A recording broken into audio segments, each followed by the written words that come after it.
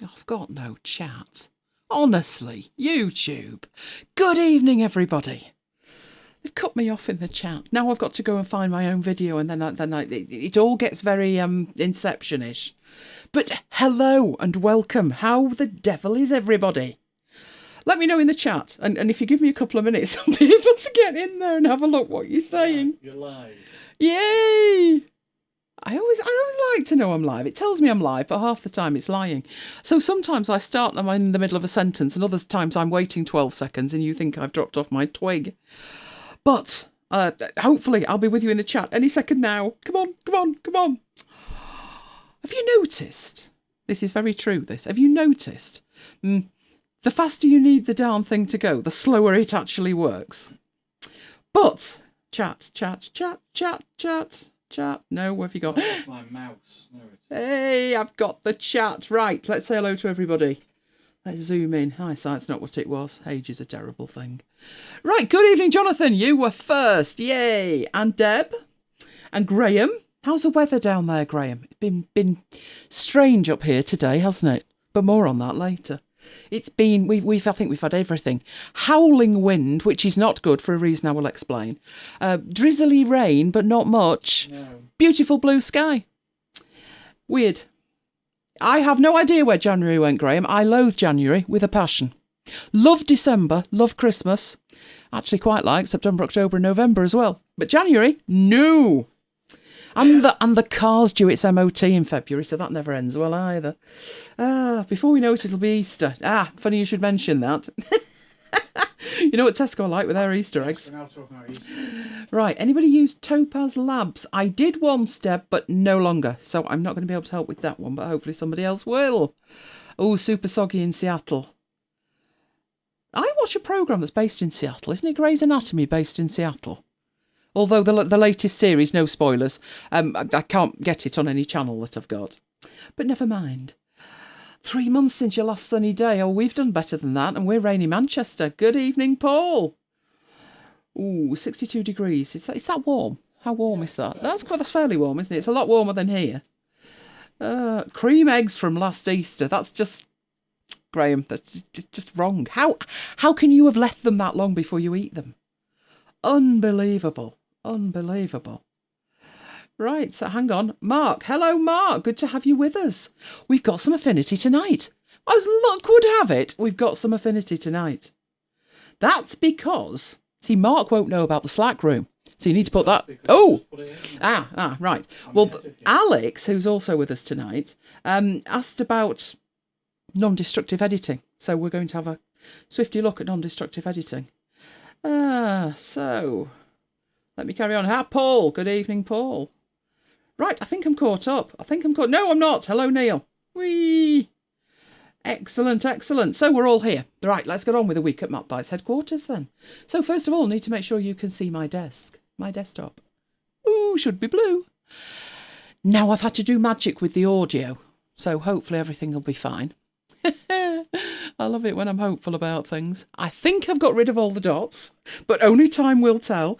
And the file tonight that I'm using, it's huge, but there's a good reason for that. So hello officially and welcome. We have got an action-packed show. Look at it all. Oh, so much to do. We've kind of spread the affinity love out as well. We're starting off with that Notion search. Remember the Notion search that disappeared? It's back. Found it. Got it. So I thought I'd show it you. There's also been a great update to PDF Expert, something I've waited for it to do for years. I'm just having a think here, you know. Bear with me 1 second. Make sure this is actually working. Are you actually... You are actually working. That makes a difference. Right. Yes, something I've wanted it to do for years. I'm keeping that under wraps until that bit. Then there was Microsoft Edge. Now, I demonstrated Microsoft Edge a couple of weeks ago. And good evening, Stephen. You're watching Time Shifted. I'm liking that.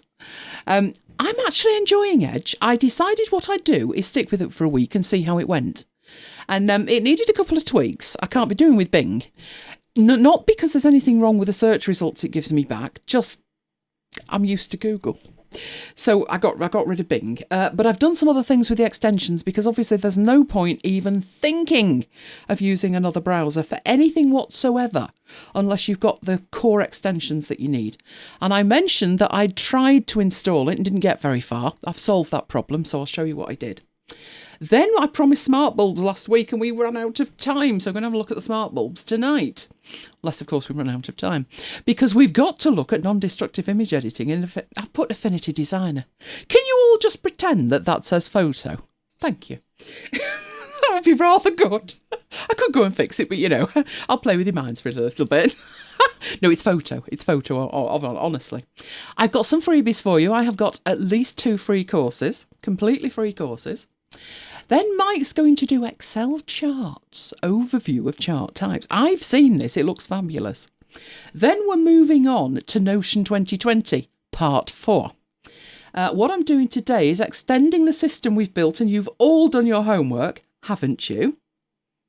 I'm sensing coughs there. Then we've got an unboxing, but guess what? It's not me. It's the lovely Johnny I. It's very, very good, Jonathan. We watched it before while we had our dinner and we were saying, wow, you're becoming such a pro. You're going to have to put you on the team. And then I've got an Affinity Publisher show and tell. So I won't actually be showing how something was done. What I'll be showing you is a finished design in Affinity Publisher and the output. So it's a show and tell. Do you think Johnny will stay awake for his unboxing? I don't actually think it matters because he's probably seen it, But it was very good. It was very, very good. Right, okay, before we actually get going, make sure you are running in HD. There is a cog below the video, usually on the right-hand side. Sometimes it remembers that you were watching in HD, and sometimes it doesn't. So if it hasn't, you need to remind it. Basically, that's the story. You just need to remind it. Mike, I can tell I'm going to need water during the show, so can you fill that bottle up for me? While I get on to the week at MacBites headquarters. Now, this is something we do every week, so if you are new with us for the first time, we have a podcast called MacBites. So that's how MacBites was born, and then After Hours is the YouTube show. And the first thing we do is share our entire week. So, Sunday.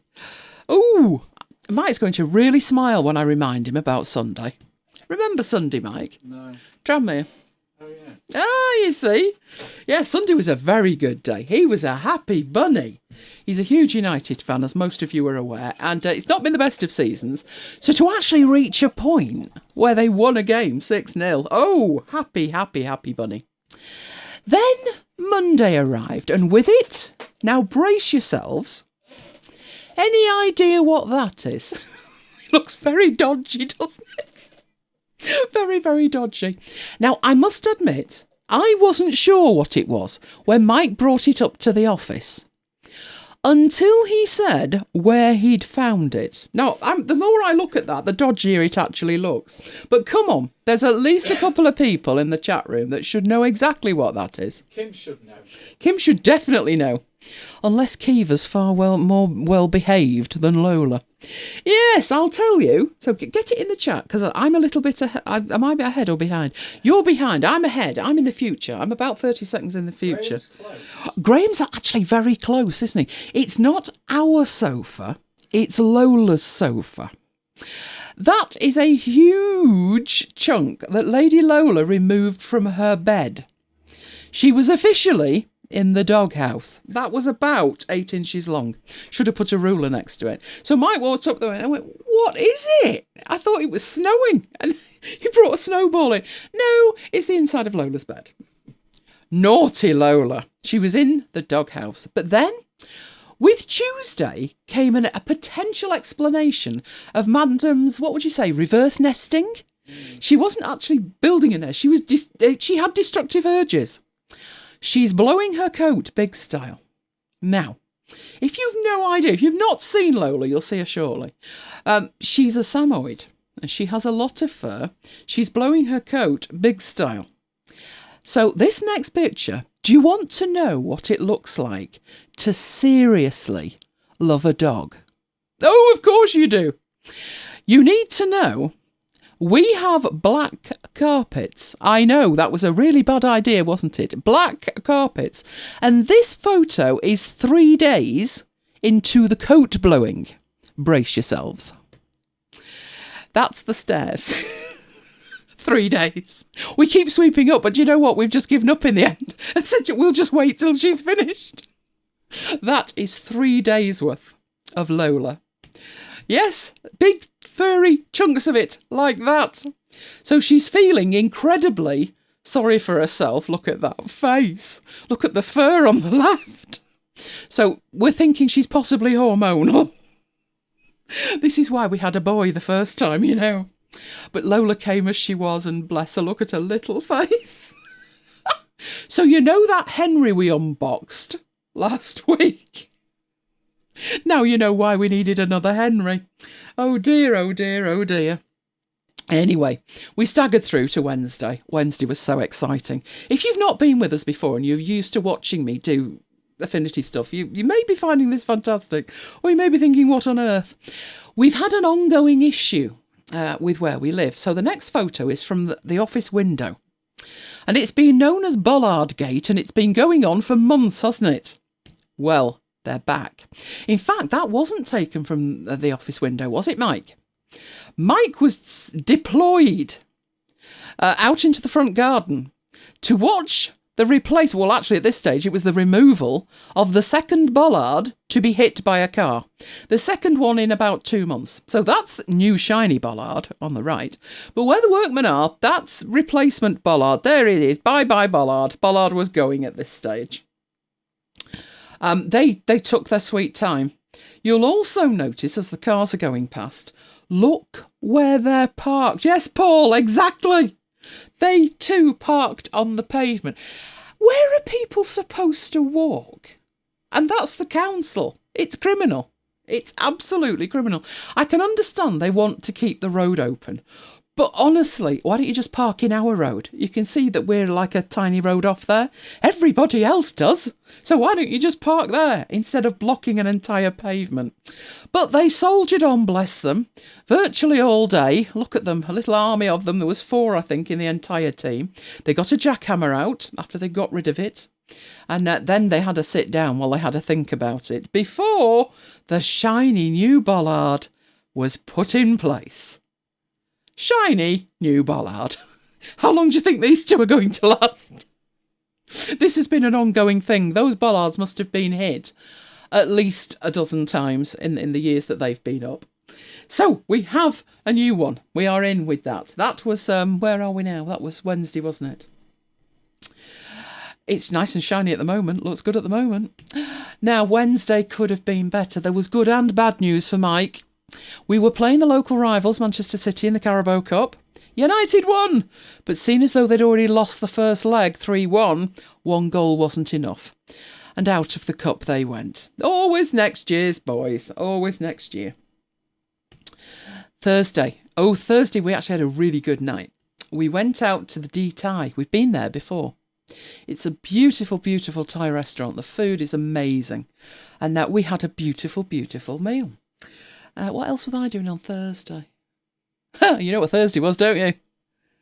Mike doesn't know what Thursday was. He doesn't care. It was tax day. Anyway, got dealt with as well. Which took us to Friday. If you're in the Slack room, you know exactly where we were on Friday. Oh, doesn't Mike look cool? We'd gone to see a group, a tribute act to Queen called the Bohemians. And they were fantastic. And guess what? Mike pulled. Look at that face. Every woman in the place wanted a selfie with him. Look at him looking self-satisfied. We were laughing, though, because this was the group, actually, as they were wrapping up on stage. And fabulous photo for Facebook, I thought. I'll just nip in and have a look at what's going on in Facebook, I thought, before I post these fantastic photos, I thought. Nothing wrong with sharing memories of a great night in there, was there? That was why it wasn't a good idea to post anything that could be misconstrued as pro or anti-Brexit. It was Brexit night and the best plan was not to post anything at all. So I didn't. I sat there, bang on 11 o'clock, and I took a screenshot on my watch. Lola was outside expressing her thoughts. I'll just leave that in your imagination. Which took us through to today. I don't actually know how I'm still so lively as a cricket. I'll be honest with you. We had arranged that we have a breakfast once a month with our buddies. We thought 1st of February, brilliant day to have it. And then we got triple booked. So I said, well, we'll move the breakfast to the 8th, which was fine. Only some people said, I will see you for breakfast on the 1st. And I thought, okay. So apparently we're having 2 Brooklands breakfast clubs. And our first one, in February that is, and our first one was this morning. We had 19 folk having breakfast together. And aren't we a neat lot? We did all of that. It's amazing. So that was our first appointment of the day. We then hurriedly went on to our second. This is us driving up to our second. When I spots it.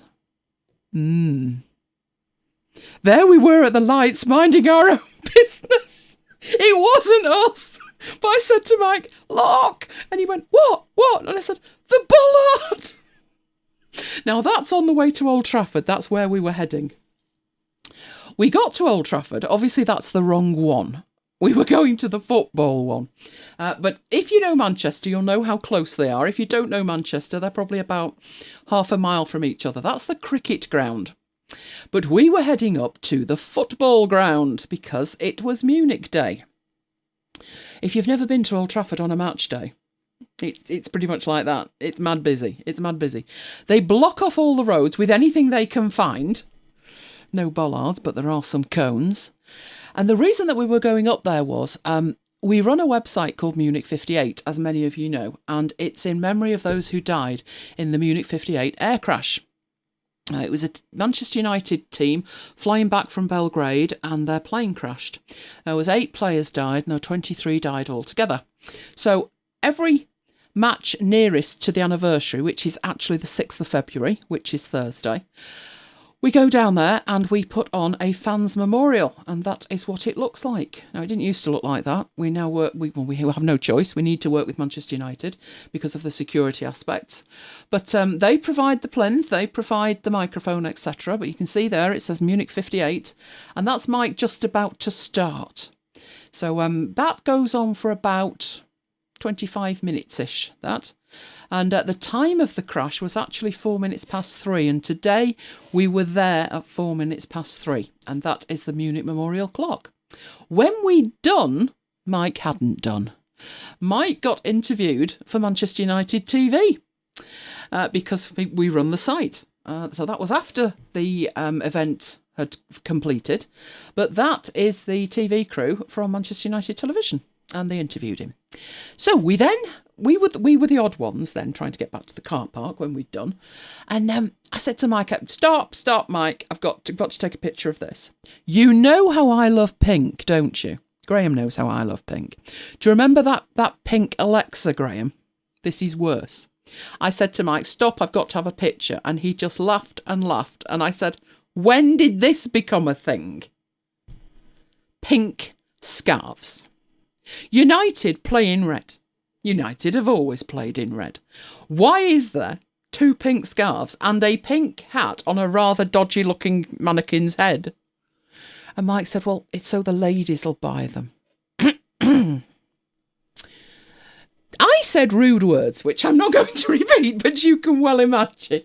So that was our week, but our day's been hectic. I must have more steps than ever. I've wandered around that much. But so that was the week. So let's head into some tech and look at the Notion search. This is the thing that disappeared. I started to demo it and I got not very far at all.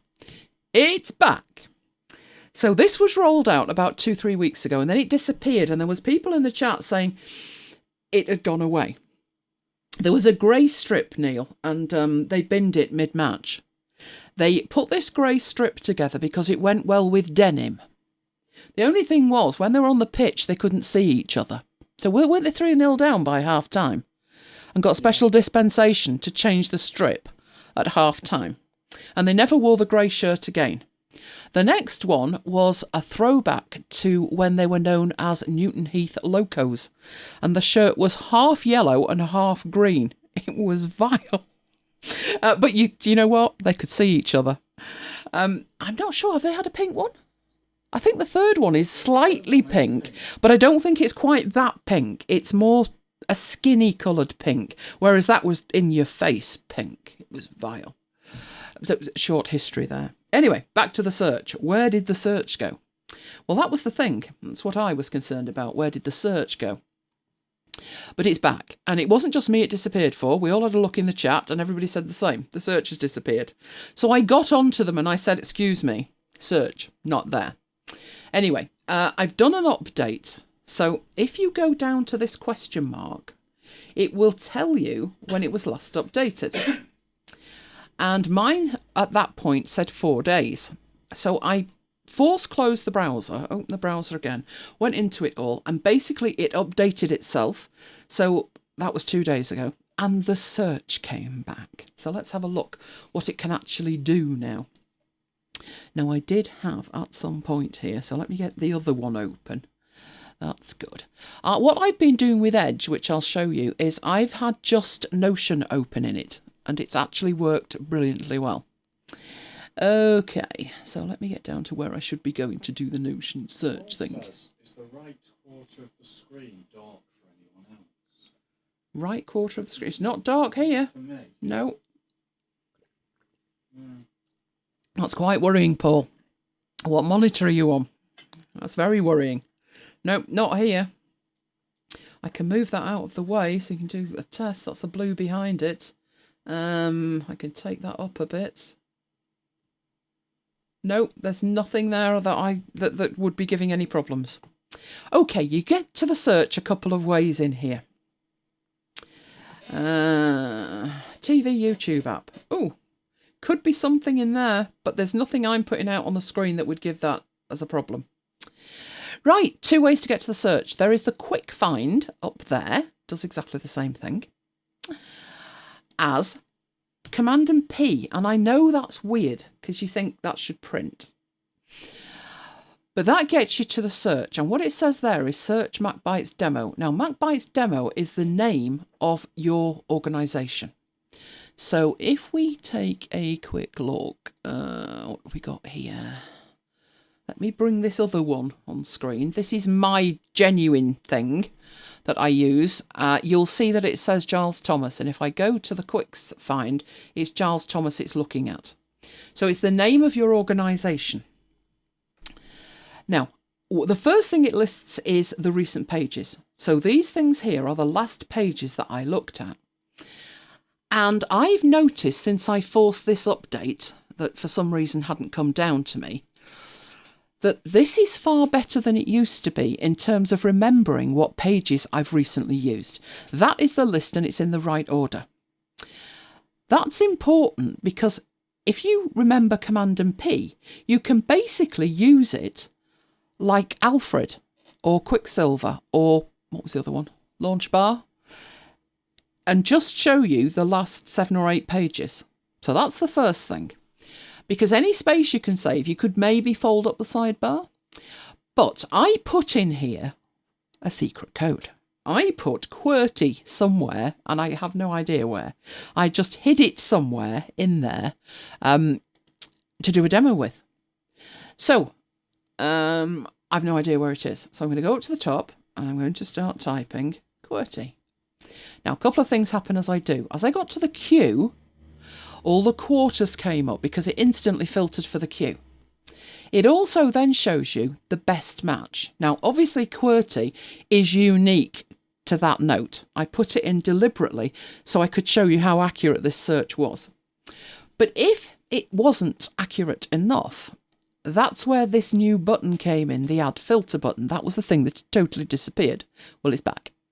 So you click on Add Filter and you could say Match Titles Only. Now there's no results because that's not in the title, it's in the body. But at least we've proved that the search works. You've also got quick filters where it's created by me, so that would be created by you, that it was edited in the last week, that it was in the current page, that it's in a specific page, who created it, when it was created, or when it was last edited. So if you wanted that to say sort of last edited, and then you've got a starting time, so let's say Monday the 27th, ending today on the 1st, and enter that, and it should be the same results. Command and P worked on the iPad. Excellent, excellent. Hopefully the search is as good. I mean, it is an online service. What I would say about the iPad version, it so annoys me. I want to use it in a browser on a big iPad, and I want to have all of my columns, and they insist on showing me a mobile version and everything's in one column. But they're working on it. I know they are working on it. So basically, I just wanted to give you a quick overview. Now, there's a link that Michael put into the chat where there's a whole video from Notion, and they're showing you how that actually works. But it's not bad. It's a lot more accurate than it was. It's a lot more useful than it was. I'll show you a different search. So let's take off the last edited and let's put in there MacBytes. And of course, we've got all of this stuff down here. There's lots of things with the word MacBytes in. But we could then say anything that's edited in the last week just by clicking it. Don't have to put the things in manually. You could do it that way.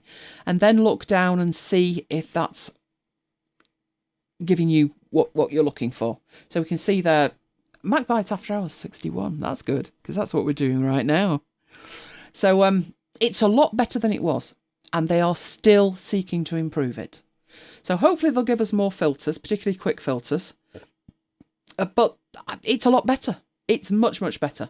And I'm glad I've been able to show it you at last. So that is the search that was added to Notion. I think it was about 3 weeks ago.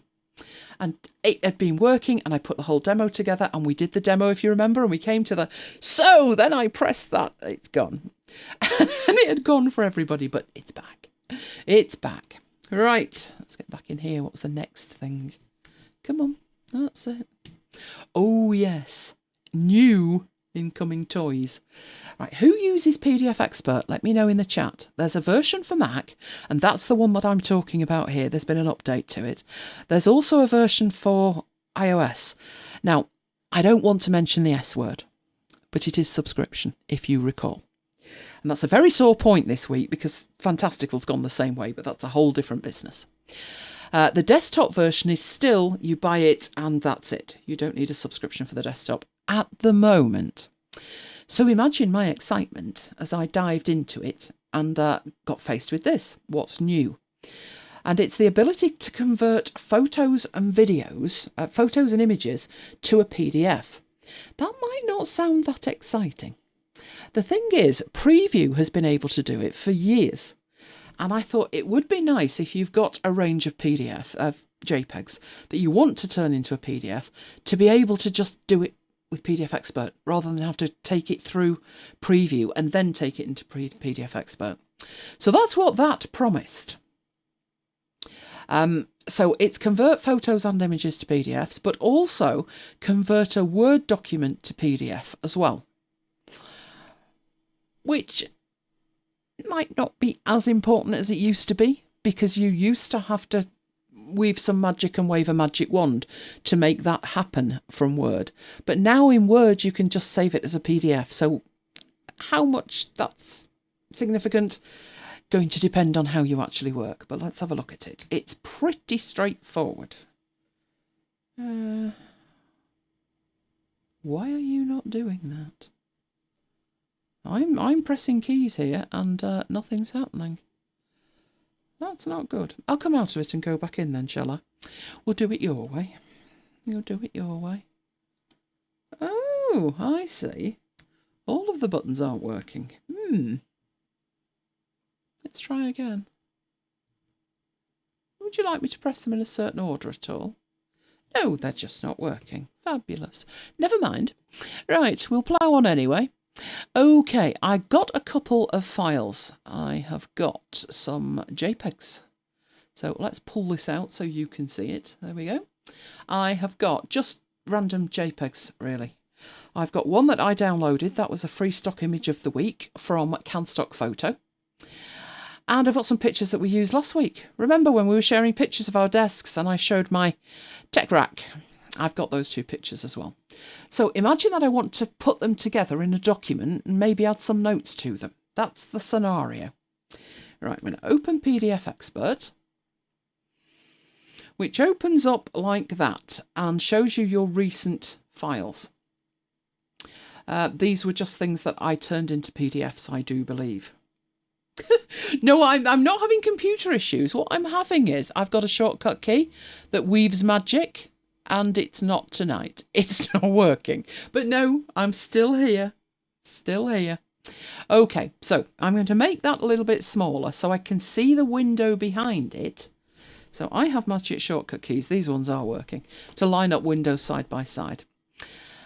So let's start off with the can stock image. I'm just going to drag and drop it. You see what happens when I drag over it? I get that dotted blue border. I'm going to drop it in there, and straight away it says, do you want to create a PDF from this image? So we'll say yes. And it literally just converts it into a PDF. Now at this stage, it's not saved, and it doesn't overwrite your original either. That stays exactly where it was. But you can then carry on adding to it. So if I just toggle on the thumbnails as well, and I've got my other images over here, I can just drag these in. It doesn't even bother asking me because that's already a PDF. So it just, come on, don't make a liar out of me. Doddly, doddly. There we go. So you just add them in. So what we've now got here is not 3 images. It's actually a PDF file with 3 pages in it. They're different sizes, but hey, it's worked. So let's do a save, and let's stick that on the desktop. Looks like I've got shortcut problems. None of my shortcuts are working, but never mind. Right, let's say demo PDF. And save it. And what will appear on the desktop is my demo PDF. And my desktop's in iCloud, so that's why it's uploading. But you can actually see there, it says PDF. So now that is a PDF. So if you wanted to send it, I would guess the biggest use of this was to annotate it maybe. So maybe you're pointing out that, you know, what have we got there? That's the eraser tool. That's not what I'm looking for. It's that one, the pen tool. Maybe we're pointing out cables and things. And as was pointed out, I have quite a few headphones, so maybe we're pointing that out as well. There's actually quite a few iPads as well. In fact, there's phones, there's iPod Touches, there's a Kindle, and I think there was 8 iPads and 2 laptops. But there you go. So you may have an image that you want to mark up, but mark up in PDF format. Now, what's the difference? You could mark up an image anyway. Why would it make a difference if you were marking up in a PDF? Who knows the answer to that one? In terms of what markup, it's pretty similar. But there is one benefit to marking up in PDF as opposed to marking up an image. What is that benefit? Well, I take a drink. Why am I so thirsty today? It was probably that full English I had, wasn't it? Yeah, Mike wanted to call it the Brexit breakfast, but I wouldn't let him. The last time anything like that was mentioned, it all kicked off. Yes, that is me drinking. Right, have we got any answers? None at all. Oh dear. Right, the thing with PDF markup is it remains editable. So if I saved that file and closed it down and then opened it up again, unlike an image where it gets burnt in, flattened, in here it remains editable. So I can go in, and if I decide I want that a different colour, I can make it a different colour, or I can just delete the entire thing. Is it only editable in here? Is it only editable in PDF Expert? No, it's editable in any PDF viewer stroke editor that supports standard annotations. Now, I caveat that with standard annotations because there are PDF readers and annotators that don't. So if anybody's used one called Skim does very nice annotations, but they're not standard. So it will work in any that can edit standard annotations. So you should be pretty much good to go in PDF Expert, PDF Expert for mobile. PDF Pen works the same way. Acrobat works the same way. There are lots and lots that work the same way. So it would just allow you to take that off and then put on different ones if you wanted to, or whatever. So there's two real benefits. The first one is that all of those images, you don't have to handle them individually. They're now in one PDF file. And the second one is that you can annotate and make notes on them. I mean, I just drew lines on it, but you can actually put notes on it. So here's a note. And that will stay with you, and it where you clicked. So if I wanted to say there, that's my Kindle. So Kindle Oasis, I think. There we go. So you could mark it up like that. So if I was sending that to somebody said, you know, what have you got in that rack? I could literally go through it. I think that's an iPhone 7 Plus. I won't do the lot, we'll be there all night. There's an iPad, the white iPad 12.9 at the back, a black iPad 12.9 second gen. That's a 13-inch MacBook Air, that's an 11-inch MacBook Air. That is an iPad Pro 11-inch. That's an old white iPad Air, I do believe. That's a 10.5-inch iPad, that's an iPad Pro. And that's my little, well, it's not little, it's a 6 Plus phone. So if I wanted to mark up that with every piece of kit, it's a good way to work, because even when you turn off the annotations, you can click and see what each one says. So if you've ever seen an iBook, it looks pretty similar to that. So that's one reason why you might choose to do it, just to mark up an image like that, rather than actually put circles on and arrows and then try and find room for all of the text. Because, you know, you could, if I was going mad with this, and you know, that's actually a monitor. So that is a 27-inch monitor. If I wanted to put in the entire details of it, so it's an AOC 27-inch monitor, and then put the, you know, Amazon link in, I could do all of that in there and send that out as marked up. Basically, you've created a document from a photograph. And it will be useful for people because they don't have to look at the bits that they're not actually interested in. So I thought that was definitely a nice update. There's still things I wish it did, but that was one of the things I've been hoping for a long, long time. For things like that, it can be incredibly useful. Oh dear, Kindle Fire died. Oh dear. Oh, its own update. That happened to me with an Android. I think it was my Nexus, my first gen Nexus. And I put this update on it and like, okay, so now it's update as far as it will go. And it ran so slowly. I couldn't use it. I literally could not use it. But I still have my Kindle, my Nexus 7 second gen from 2012. And it's still very handy. When I think of the price of it compared to an iPad mini, I got a good deal with that. So I might look. Do those comments work in other PDF views? They do, Neil. They should do. The only exception to that is things like Skim, which may not show them properly, but they should work in most PDF readers because PDF is a standard. There are different PDF standards. So, for example, there is a museum level archival PDF format, and that one's very strict. And the idea of it is, it was a file format that Adobe created, but they handed over to what would you call it? A standards agency to look after it and define standards. So if you want to make a document that you know you will be able to read in 50 years' time, then you look at the PDF standards that are available and you choose the best one for that. Other PDF standards are incredibly progressive, so they might have forms in them and actions and sending emails and all kinds of stuff, but they will not guarantee that that will be able to be read in 50 years' time. Or 100 years' time. So there are different standards. The standards that we're talking about here are not going crazy with the kind of things that PDF can actually do, but probably going a little bit further than an archival PDF format. So it's kind of a middling PDF format. You can get PDFs to do all kinds of amazing things, but the more amazing things you add in, the less compatible the PDF is. So it's a sliding scale. Think of it as a sliding scale. Right, so PDFs. Pretty good. I like that. I like that. I've waited a long time, and I do like that. Right, let's plough on. What's next?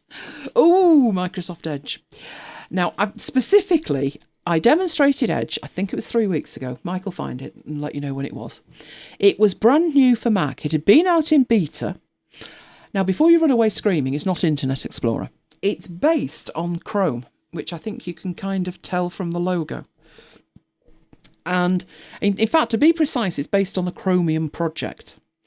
So it's a nice cross-platform browser from Microsoft. It integrates with your Microsoft account.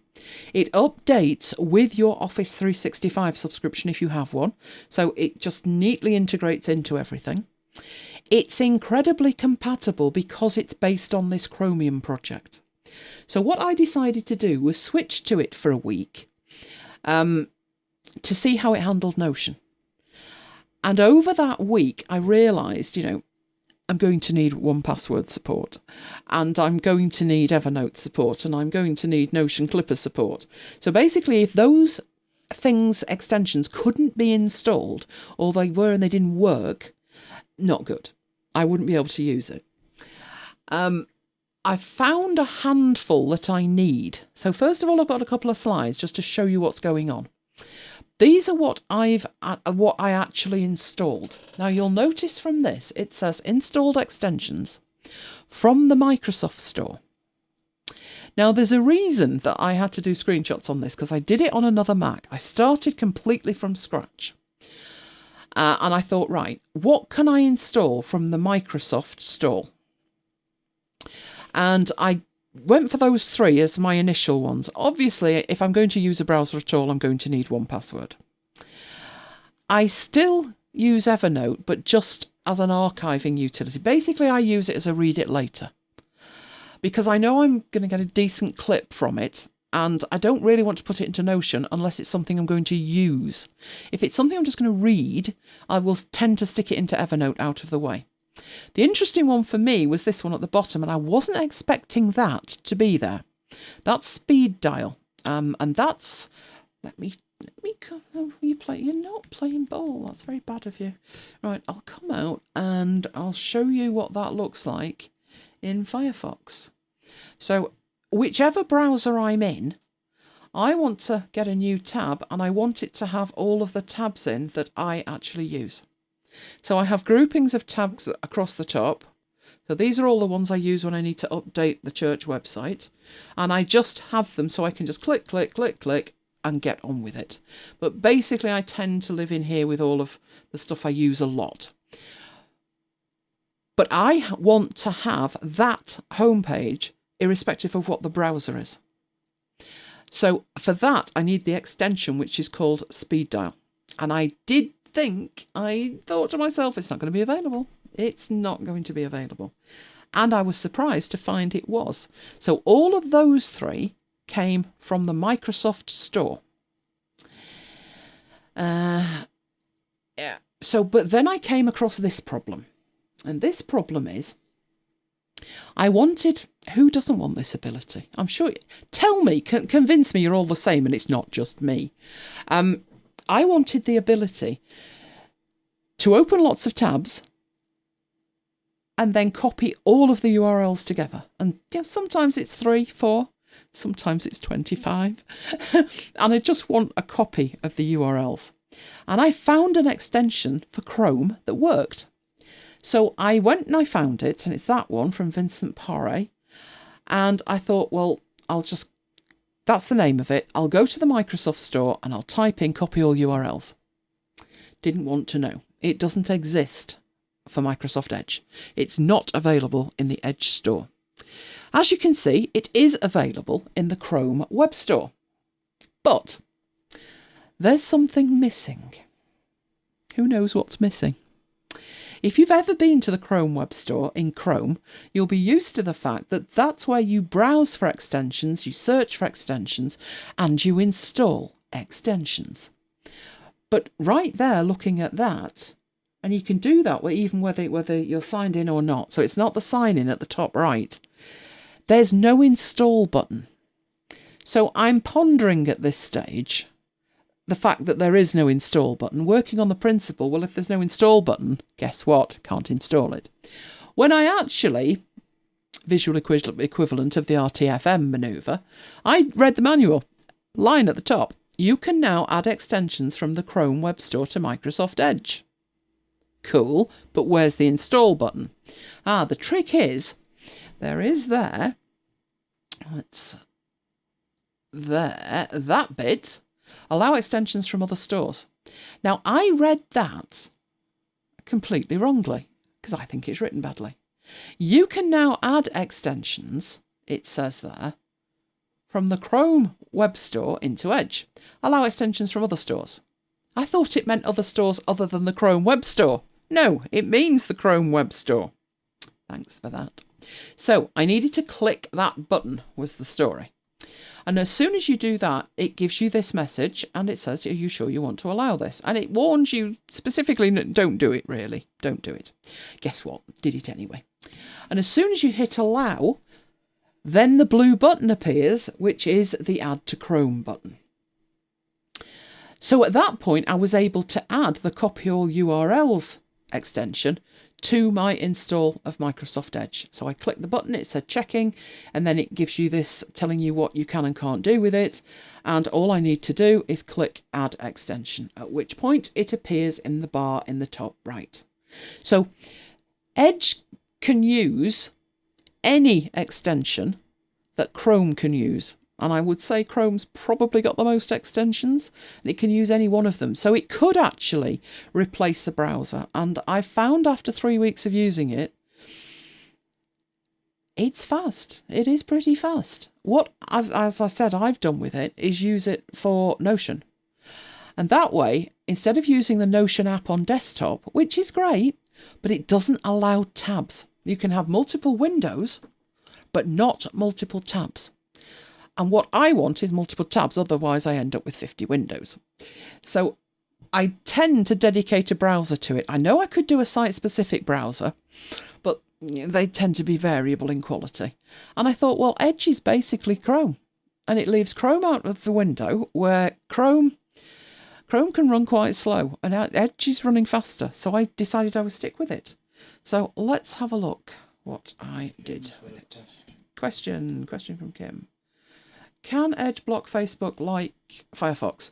Not in the same way Firefox does, which is why I never go there in Edge. I never go there in Edge.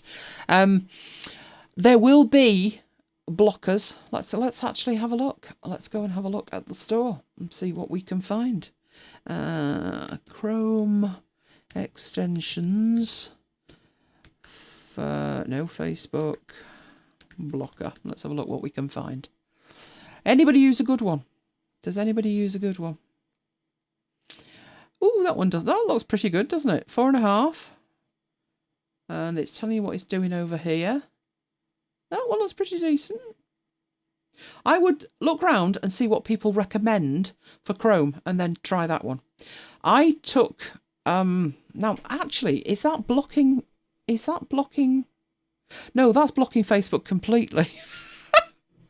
Will it actually let you visit it? That bit will do what you want. No, that doesn't actually do what you want. That's stopping you browsing Facebook.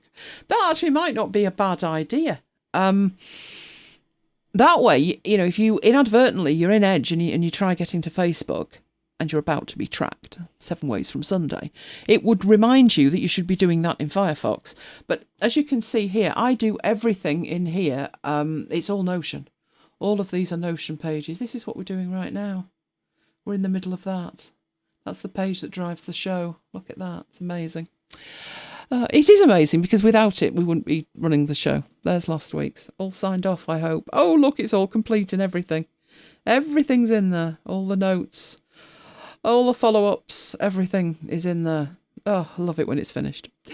So that's what I've been doing with it.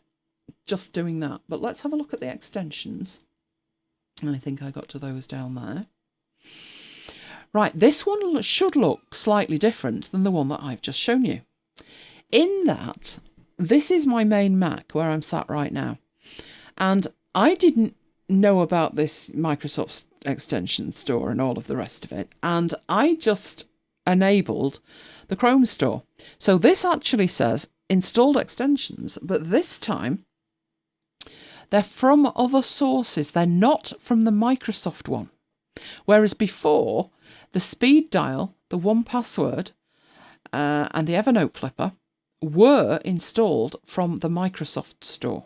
So first thing to think about is, at that point, is whatever you're looking for in the Microsoft Store. And this is what this looks like.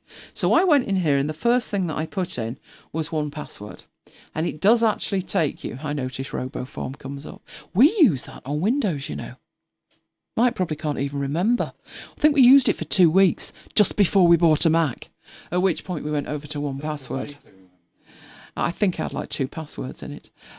But that is what you get there. It says get. Now it's saying get because although I have it installed, I've got the Chrome version installed. Oh, it can't work for Neil. Oh no. It can't use account's profile. I eventually logged in. I didn't log in for quite a while, but then I decided I would log in. That's why it's got my little avatar on it. What I don't like is the fact that when you install an extension, what's missing from this one at the moment? Probably haven't got anything missing from here. What other extensions do I use, Mike? How about the Bear Clipper? Because you're not going to find the Bear Clipper, are you? From the Microsoft Store. Well, I wouldn't have thought you would. Let's have a look. Let's see if the Bear Clipper is in it. I doubt it. It's a Mac app. No. But if I wanted to clip to say OneNote, it's pretty simple to do that. So let's install that one, the OneNote Clipper, and do a get. G Suite, right? Can't use a G Suite account. I was wondering what that was, but G Suite, right? So I'm adding this extension. Just look at the size of the icon. It's massive. It's not actually the icon that's massive, but the spacing around it is horrific. Now, what you can do, you can still have your extensions installed, but you don't particularly need to see them. So let's go to my website. And let's say we wanted to clip one of the posts that's on my website. Why is my website running so slow? That's better. Let's go for that one. I think that was Lady Lola. Lady Lola is calling for her staff, Mike. Right, so I want to clip that, but let's say I want to clip it to Notion. Then what I do is I use a shortcut key and up pops the extension. So it's actually hidden. So I will save that. That's not the best place to save it. I'll put it in MacBytes. That'll do the trick. Right, and I save it. And as soon as I've finished with it, it disappears from view. And I like that. That's great. Firefox, not so good with that. Firefox doesn't like to interact with an extension unless it can see it, unless it's there in front of you. But with these others, you can right click and say move to the menu. And boom, it's gone. But where is the menu that it's put it on? And it's the ... here. And they are all lined up at the top. So these are the ones we've seen: 1Password, Notion, Evernote, Copy All, Links, and Speed Dial. And there is the new one for OneNote. So you can keep it incredibly tidy. Another thing I like with it is this one here, where you can enter a very nice reading view, which works brilliantly. Love that. But also, as you move up to the top, there's a read aloud option. And you can change the preferences. You can pin that to the top so it's always there. So going into your text preferences, you can change the theme. Some of them aren't great with that, and I really don't know why, because I much prefer to read stuff like that. So that's something that they've added as well. Favourites wise, it can import them. I inadvertently imported them from one of my browsers when I installed it on another machine. It was blindingly fast to import them, and blindingly fast for me to delete them as well, because I didn't want them in there. You can then, when you've signed into your Microsoft account, synchronize the bookmarks. But one thing that it didn't synchronize, which Chrome does, it didn't synchronize all of the extensions.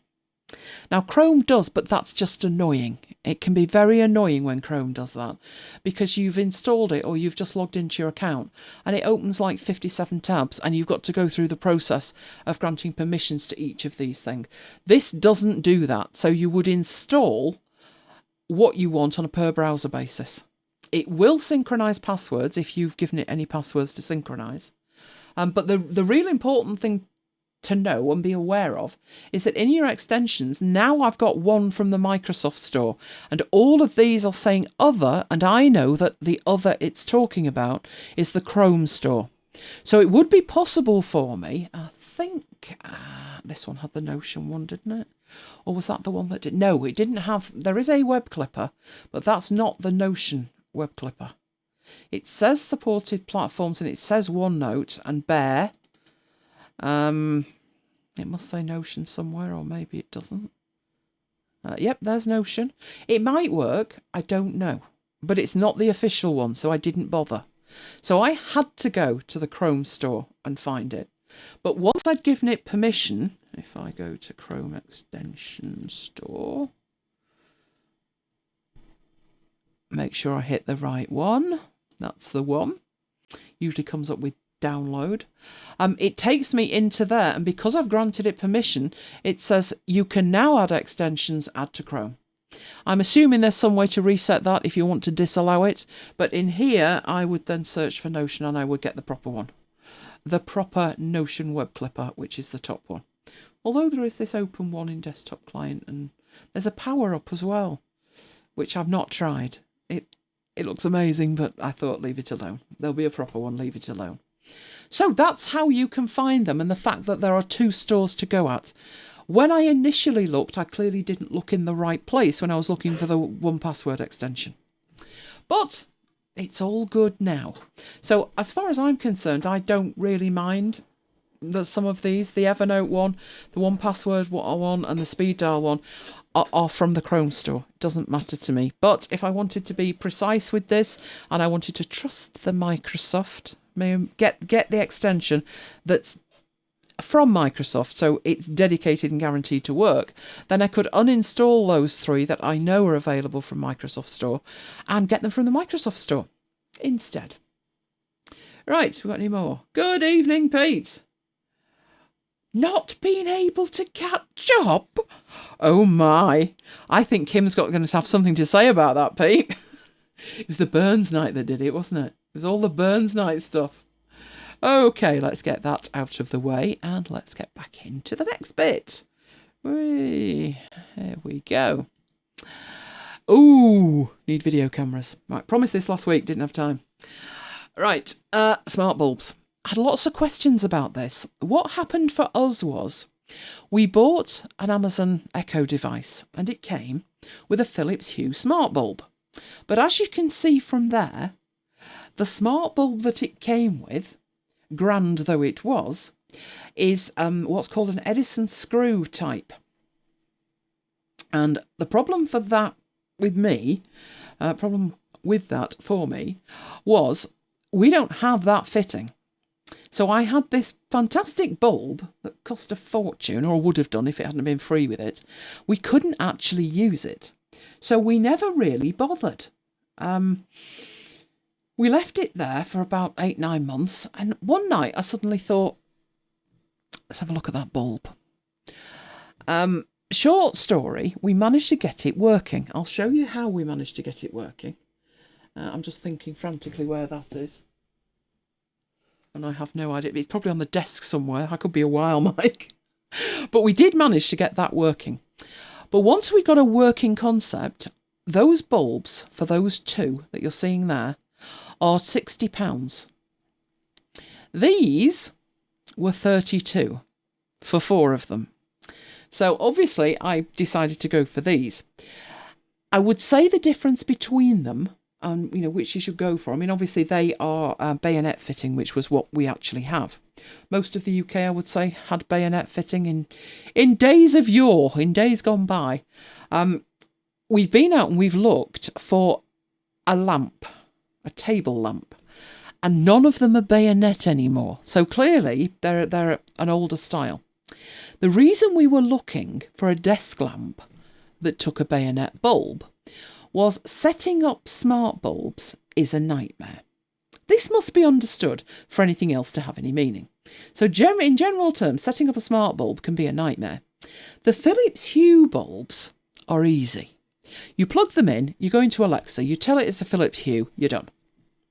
£60 for 2. I'm not paying £30 for a bulb. It's not happening. Not when these are £8 each. So I went for these and I managed to set one up. And when Mike came in, he said, "Why is the light flashing?" I said, "Don't ask." Basically what happens with these is you plug them in and then you have to go through a sequence with a switch. You turn them on, you leave it for 10 seconds, you turn it off. Then you turn it on, then off, then on, then off, and then on. Then you go through a finding it on the network, which fails every time. And only then does it give you the option to do a setup where you actually physically connect to the bulb via Wi-Fi. So basically the bulb creates its own wireless network and you connect to that. And that works every time. So we've got a lovely system available to set up that bulb. But the problem is, if you can imagine doing it, it's hideous. You're running around the house, climbing up a ladder, putting the bulb in, and then it tells you to stand as close to the bulb as possible. So you've got your iPhone in your hand, and you're climbing up the ladder then to hold your iPhone next to the bulb, and you've lost the will to live. So I said to Mike, we'll get a desk lamp. That was why I was looking for a bayonet one. That's a great idea, actually, Pete. Maybe an antique store. Good idea. I was sure we had one in the house. So having said that, we may have got rid of it. But most of them these days are screw fitting. We could, of course, change the fittings in the lights we've got, but don't go there. Seriously, don't go there. So I was left with the fact that I thought if I had a desk lamp next to me, on the desk, it would be so easy to set the bulbs up. I could do it sat here at my desk and then just say to Mike, that's the bulb for the kitchen, that's the bulb for here, that's the bulb for that, go fit them, and we're done. I couldn't find one. I couldn't find one in the 3 stores I went in. I couldn't find one on Amazon. I thought, this is not good. This is not good. Because at this stage, I'd got the bulbs. So I thought, well, maybe I could allocate one light fitting that's not too difficult to get through. But I wasn't having it. I was not having it. So I decided to have a Google for something that I didn't even know if it existed. They're the bulbs at the back, and that's my special device. I'm going to show you my special device. To show you my special device, I'm going to have to unbox something. So it's going to be very exciting, this, isn't it? I'll show you what I built and how it works. Right, let's come out of there. Okay. I need to flick over. So I need to move everything on the desk now. Oh, this is going to be great fun. You've got something to unbox. I have, but it's not the main thing I'm unboxing. I've got something to unbox. Have you? Well, I opened it last night. Naughty. Whatever it is, naughty. I had to. I know, I remember. Right, let me get this so you can see my webcam. And let's hope we've got a better picture than last week. There we are. My post-it note, and there's me. Excellent, excellent. Right, so you need to see what I've got, and it needs to work. So, what I've actually bought is this. It's not a bulb tester, but as far as I'm concerned, it's a bulb tester. It is a plug that goes straight into a UK socket. The bulb goes in the top. It's got a flexible neck. And on the bottom of it, there is an on-off switch. So, it's not quite a lamp, but it will do. If I could put the bulb in the top and have this in a 4-way adapter maybe, I could set the bulb up at my desk. And considering I'd had 12 bulbs to do, that would have saved so much time. The only problem with it was I hunted high and low for this to find one that wasn't an Edison screw, and I couldn't. Darn it. So I could set up the bulb I'd already set up via Magic Beans, which was a screw fitting, which I managed to get into a bayonet socket, don't ask. But I couldn't set up the bayonet ones. So I'm going to put that there for you to have a look at. Give me 1 second. I've got something to put on the desk, so let's put the something there and try and find the other thing. Oh, brilliant. Right, here we go. Oh dear. Right, wasn't thinking of showing this, but I will. So this screw bulb that I had that I couldn't fit because I had a bayonet socket, I found they sold these beauties. That's a bayonet socket adapter at the top, and that underneath is an Edison screw socket. So I was able to screw the Philips Hue into it, and I was able to put that end in our light fitting. And it works beautifully. You're wondering why it's in my hand if it's working beautifully. I had to buy a pack of 5 of them, but they're only 40p each. So that saved the day. So as I was looking at this device, I thought to myself, do they do one of these the other way round? That's got a screw fitting at the bottom, but takes a bayonet bulb. And the short answer to that was, yes, they do. It's fabulous, this. Fabulous. They were 2 in a packet, and I think they were about another 40-50p, something like that. Very inexpensive. So that pops in the top of there, and you just screw it in. And now you have a bulb setter upper, trademark, that works for screw fittings and bayonets. Aha! Perfect. Now, I'm going to show it you actually working, she said. And for that, I'm going to need to unbox one of my adapters. I tend to have quite a few adapters. That one is, I think it's a 12-way. I do believe it's a 12-way adapter in black. So let's open it. And here's hoping it's going to work. Otherwise, it's going to be a terrible demo of the bulbs. These are quite small, and I can put them on my desk. And they've got all of the fittings known to mankind. I have unboxed one before. Oh, come on, come on. It's stuck in its box. Doesn't want to come out of its box. Well, you are doing. Right, there we go. It fits neatly behind a computer on your desk. So it's only, let me get it there so you can see it. It's only that tall. It's not heavy. It's got the 12 sockets on, and it's got 5 USB sockets as well. So it works fantastically. So I'm going to put that there so we can see it. Can I move that anyway? I can. That can go that way. Right. So here's said bulb thing. And here's the power cable. So I'm going to plug the power cable into another 12-way adapter. Don't tell the electricity company. If we all go bang, you know why. Talking of which, that fire's a bit warm, Mike. Can't get this off. Why do they do this? Crying out loud. You put a bow on it or something nice. Right, so I'm going to plug this into a socket somewhere to get some power to it. Bear with me.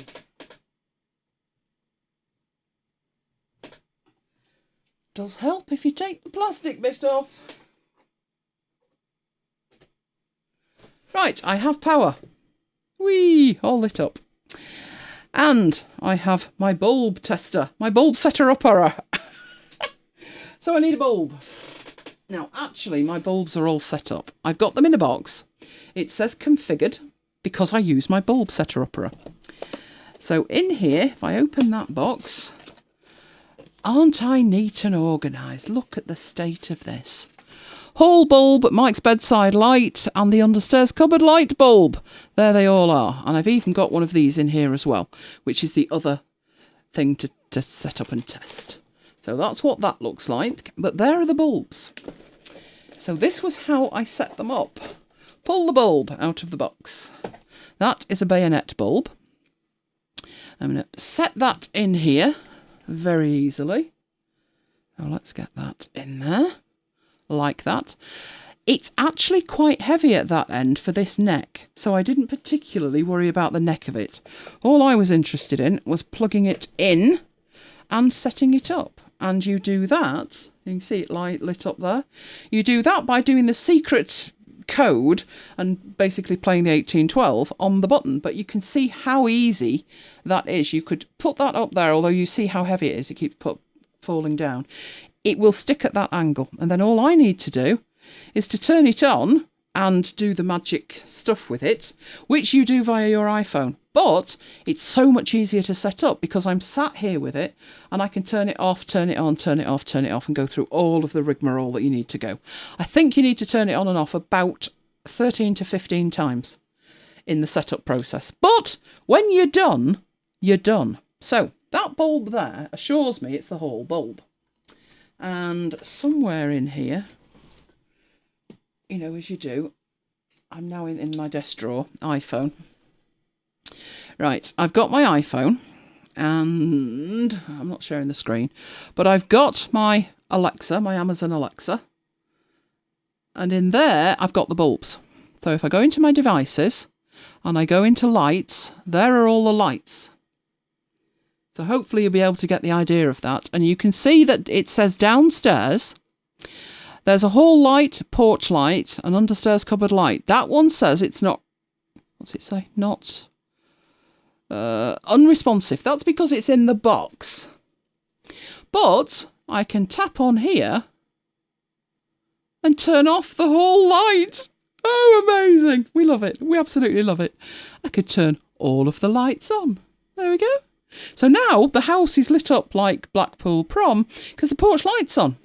And I could also put on all of the bedroom lights, etc. But I will turn that off. And that is how I set up the smart bulbs. I would heartily recommend them. The only thing I've got no answer to at the moment... Oh, hello, Andrea. Hello. Sassy Planner. I'm liking that. Affinity. We've got Affinity coming up, but at the moment I'm testing smart bulbs. Well, actually, I'm setting up smart bulbs. It's just so much easier to set them up. This thing that I'm using here, this bit, was quite inexpensive. I think it was about £4. So this bit was £4. The bit at the top was 40p, 50 pence. And what I've done is I've created, as you can see here in the box, an entire resource set up for the bulbs. So once a bulb is set up and configured, it goes to live in there until it gets installed. Now, you might be wondering, if you've set the bulb up, why haven't you installed it in the hall? This would be because the light fitting that we have in the hall and in the understairs cupboard is a glass affair with a metal top, and the glass cover thing is screwed in. The last time we had to unscrew it, I said to Mike, we're never unscrewing that again. So the bulb's been dead for about 6 months until we've got new screws, because the screws are damaged. It's been there that long. But all of the bulbs are set up. So I'm more tempted to fix it now. I'm more tempted to get a new fitting or something because it's all sorted. So that was what I did with the smart bulbs. I could not be doing with running around the house. Because as I described it to Mike, when he said, why is it flashing? I said, because it's epilepsy inducing. And it was flashing on and off 3 times a second. Seriously, you could do somebody big damage with that. But they're all configured now. So they're all configured, and I'm so glad I've been able to share with you how they were all configured. Right, for all you Affinity-loving people, we've got some Affinity now. So let's get back to the Mac desktop from the webcam. We'll go back there later, maybe. And let's get into here. For all of one slide, I think. All of one slide. Where are we? There we are. Right, this came up in our Slack group. This was Alex. Is Alex with us tonight? I'm sure I saw Alex earlier. Basically being a little bit confused about what options you've got to non-destructively image edit in Affinity Photo. Now, I've done lots of training on it. Some of you are saying that you've just caught up with everything. And some of this is, I would say, is woven through that training, but I don't think I've ever actually looked at it in isolation. So at the beginning, I had it saying Affinity Designer, but obviously I mean Affinity Photo. We're now painfully aware I mean Affinity Photo. So just a few examples to talk you through some of the options you've got when it comes to non-destructive editing in Affinity Photo. So let's get into Affinity Photo. It doesn't like that, does it? Right, let's get into it. A couple of demos that I have used before, but I'll do them in a slightly different way.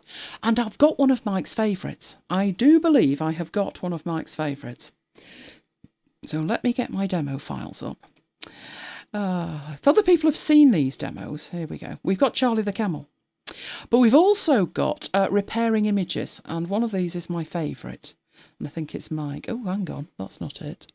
Did I put it somewhere else? I would have thought that was in that one. I could be lying to you here, Mike. No, yeah, I didn't. It's here. Right. I've got an image. I'm going to open this image, so I'm making sure I've got the right image. Right, there's an image. So let me move that onto that screen. We looked at it last week. Oh, I've got lots of what's going on. Have you abandoned just using HomeKit? Never really used HomeKit, Neil. We're Echo devices only. I've got an Echo device that's either second or third gen that said it had a home hub built in. But whatever, these bulbs are, you just install them and you're done.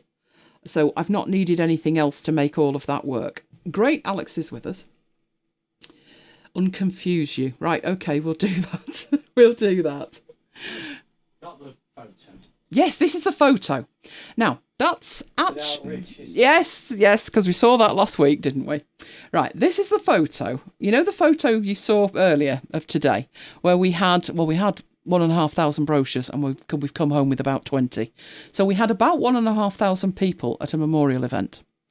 What you're looking at there is the 3 other people who were with Mike and I a few years ago at the same event. There were 5 of us. I actually thought there were 6. Maybe we didn't get Beryl.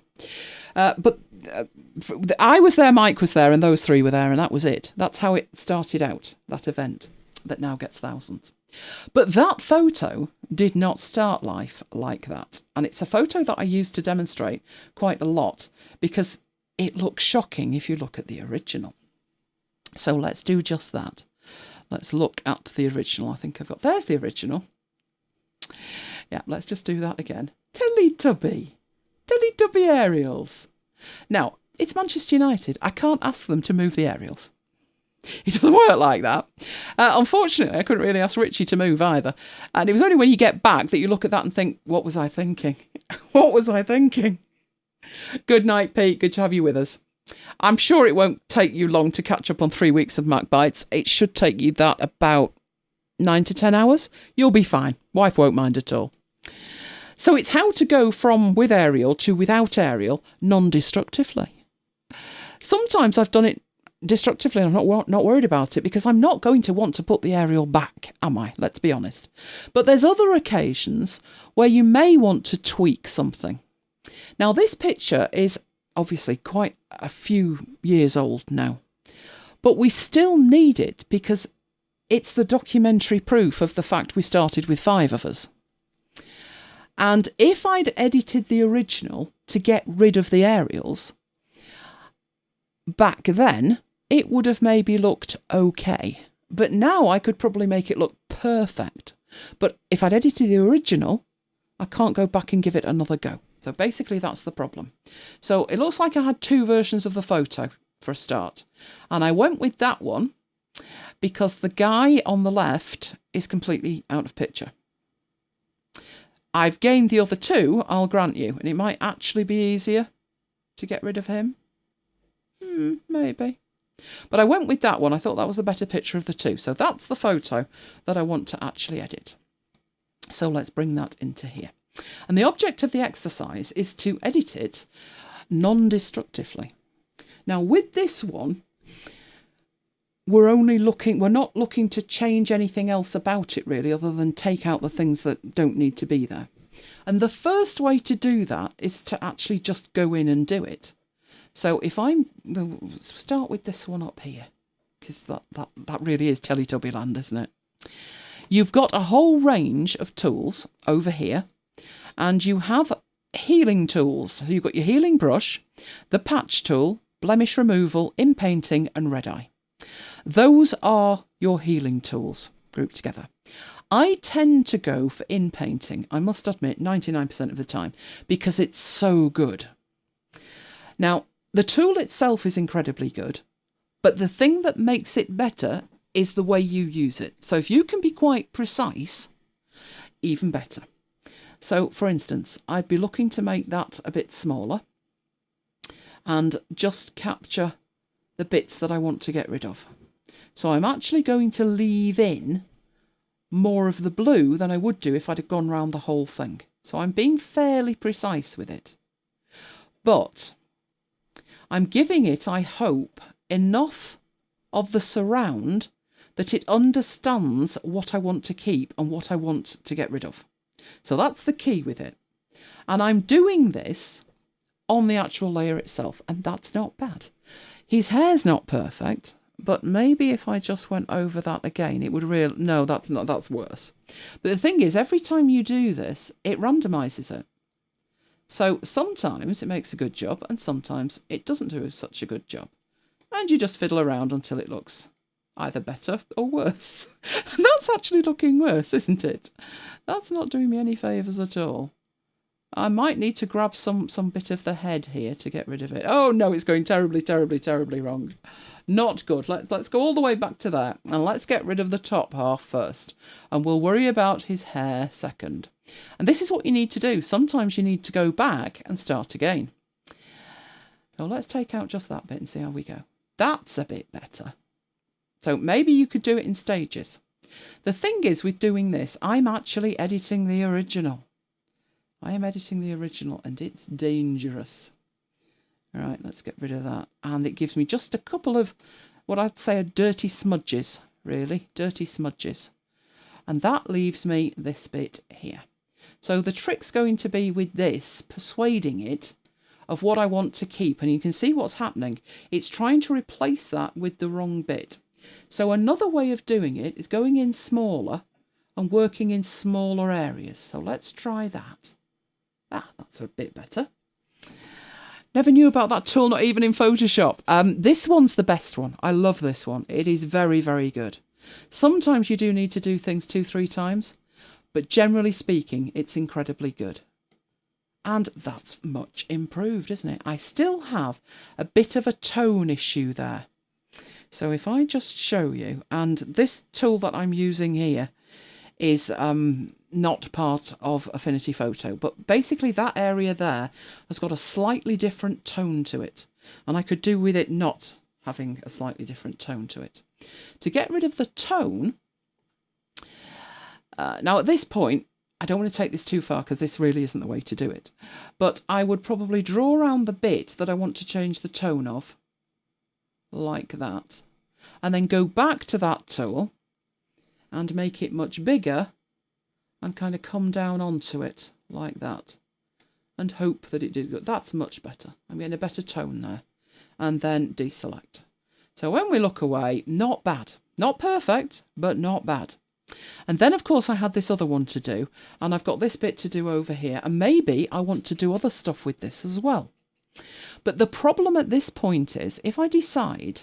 Is that dirt on my screen? I do think it is. If I decide I want to maybe let's try the hair bit again. 3 days later, I've edited the original images. I've edited the original pixels in the background, and that's not good. That's destructive editing. So while it's fabulous, I'm going to take it all the way back. Let's take it all the way back. That's not the way to do it.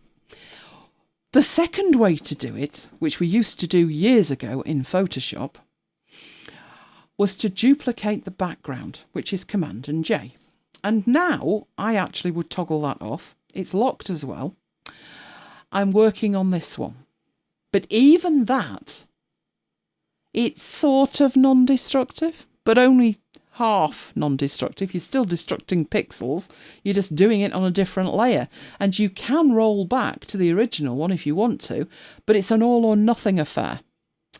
So that's not really the way either. Plus the fact, every time you duplicate this, you double the file size. So not good. So it could be done, but that's not the way either. So let's take it back to just the background with all of the aerials. Right, the way I do it, and I do this so frequently that I actually have a macro to do it. So I have add repair layer. It's literally 2 steps. I'm just completely bone idle. Right, the manual way to do it is to come over here and add a layer and double click it and say repair layer. So name it repair layer. That's the manual way to do it, but it's been that. I have this macro, I click, it does it, done. Right, that gives me a blank layer. So if I turn the actual picture off, I've got that, there's nothing there. But it is an empty area ready for me to put pixels in. So that's absolutely fine. So let's get the brush tool. And we have the brush tool. And do we have a brush? Do we have a big brush? I'm going to paint on that layer. So it will accept pixels. Turn on the back one, you've drawn over the top of it. So, that could be on there and say, there you go, Arial gone. I've seen Photoshop jobs worse than that. Right, so it's just a layer. It's just a layer for you to put paint on, pixels on, whatever you want to call it. So let's start completely from scratch. There's a couple of things you need to know to be able to do it. That says I've painted on there and I haven't. I'm going to get rid of that and start again just to be sure. Right, let's start with this.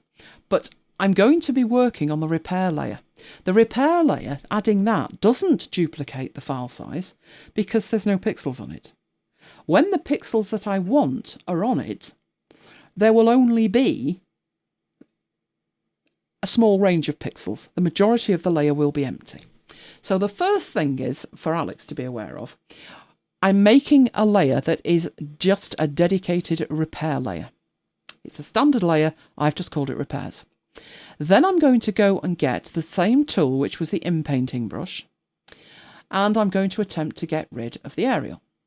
But if I just go in and do exactly what I did before, it'll look like it'll work. Oh, look, I'm drawing over it, and I've got everything. And let's say we're just going to delete that bit there. It looks like it should work, but it won't. Nothing disappears. The reason being, up at the top, you have all of these options available for the tool that you have selected on the left-hand side. And this little beauty at the end says current layer. Looks so innocuous, doesn't it? But what it's doing is restricting anything you do to the blank layer. So when you do that, what you're saying to it is, look at the pixels surrounding the selected area and get rid of these pixels, please. And it says, fair enough, there's no pixels there. It is actually working, but only on the current layer. If you click on that, you have current layer and below. Now we're going to get somewhere. It's going to look at the pixels on the current layer and the layer below, but when it adds the pixels to fix it, it's only going to put those on the repair layer. So if we start off up there with the Teletubby Arial, we're going to do it properly this time. Let's get rid of all of that and worry about the hairline later. That will probably leave a dark smudge around there. There you go, I was spot on. Right, let's get rid of that. And it's gone. But what exactly has it done? It doesn't look any different. Well, it does. If we turn off the other layer, you can see the pixels it's replaced the others with. And you can see at the bottom of that, it's got a little bit of colour on it. And I definitely don't want that little bit of colour on it. But turn that on, you can see where it is. It's just the edge of that. So it's a case then of working over this. And I've got more dirty smudges there. Just work through the dirty smudges. I need to clean this monitor. Right, and then start working very close to the hairline. And use smaller strokes like that to get rid of the top bit first. And then work a little bit nearer and a little bit nearer until it's all gone. So that's looking pretty good. You can push in a little bit there. You would never know it was there. But the pixels, actually you would, it's grubby. It's grubby, there we go, that's a bit better. There we are. Oh, is that another bit at the top? No, that's my monitor. I would need to work on that a little bit. The colour's off a bit. So I would do more work on that. But what you've got here, there's the pixels. So if the colour isn't right, I can work on the pixels here, because this is the pixels that it's replacing it with. So I could work with other tools. So what I'm working with now is a stamp tool. And I say, take the pixels from there and put them down here. And you see they're a slightly different colour? They won't match as well, but it will hopefully get rid of that pink glow that I've got. So I can do that, and this time I'm working on just the edit that I've made. So let's try that and then turn the background on. Much improved, much improved. Same principle with the other lamppost. This one's even easier because it's straight. Do love it when they build straight lampposts. Right. Who remembers the one we did of the DPD delivery van? It was outside my house, and I took out the lamppost outside my house. Right, let's take that in a bit, get rid of the dirty smudge. And because that's straight, come all the way down there, including the coat, and that should be fine. I've seen it do better, I'll be honest. I've seen it do better. Should we take it up from there and then come back for that bit? Yeah, that's what we'll do. There we go. Right, so now I would zoom in and I would make this much smaller and just start working on the individual bits. Actually, no need to touch the coat, really, is there? We get close enough to it, it should just disappear, and you would never know it was there. That one was a bit trickier. Not at the top, behind the hair. It took a little bit longer because it was behind the hair. I think I took the whole thing out. I think I did. But very simple to start with. You literally just go up there, start drawing down to get rid of the big bits. The big bits are easy, like that. It should just totally disappear. There we go. And then I started working in on that. You could with that one, because there's... Where's my mouse gone? You could with that, make it a bit smaller, take it down to the hairline, like that. And it may look like it's part of the building behind. So you may not actually have to get rid of it all. You may be able to do that, and it would just look like that. There, you can see it around the neckline, can't you? You have to bite the bullet and accept I'm going to have to shift it. But I won't do it in this demo, because that's not the point of the demo. The point of the demo is what we've got now is non-destructive editing, because I can just turn that off. So if the tools improve 2 years from now, I can come back into this image and say, okay, those were the repairs that I put in 2020.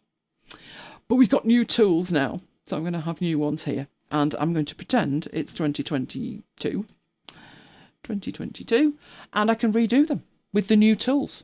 So if I'd have done that around the time of that photograph was taken, you would have seen, I would have had to have used the stamp tool.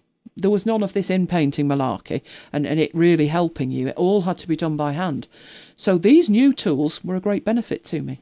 But if I'd edited the original, that's one of the problems. Now, another thing with this image, and this is where I think Alex got totally confused. Let's say we've got this problem at the back here with these people, because it was a digital camera, but heavens knows what year it was, about 2005, something like that. It wasn't the best, and everybody's in focus, as are the aerials, right? Everything's in focus, and it would be nice if I could kind of blur these guys out a bit. That would be good. But the problem is, you don't want to go in and do that either on the original pixels. So you could come in and start using the blur tool. Who's done it that way? There's a blur tool somewhere in here.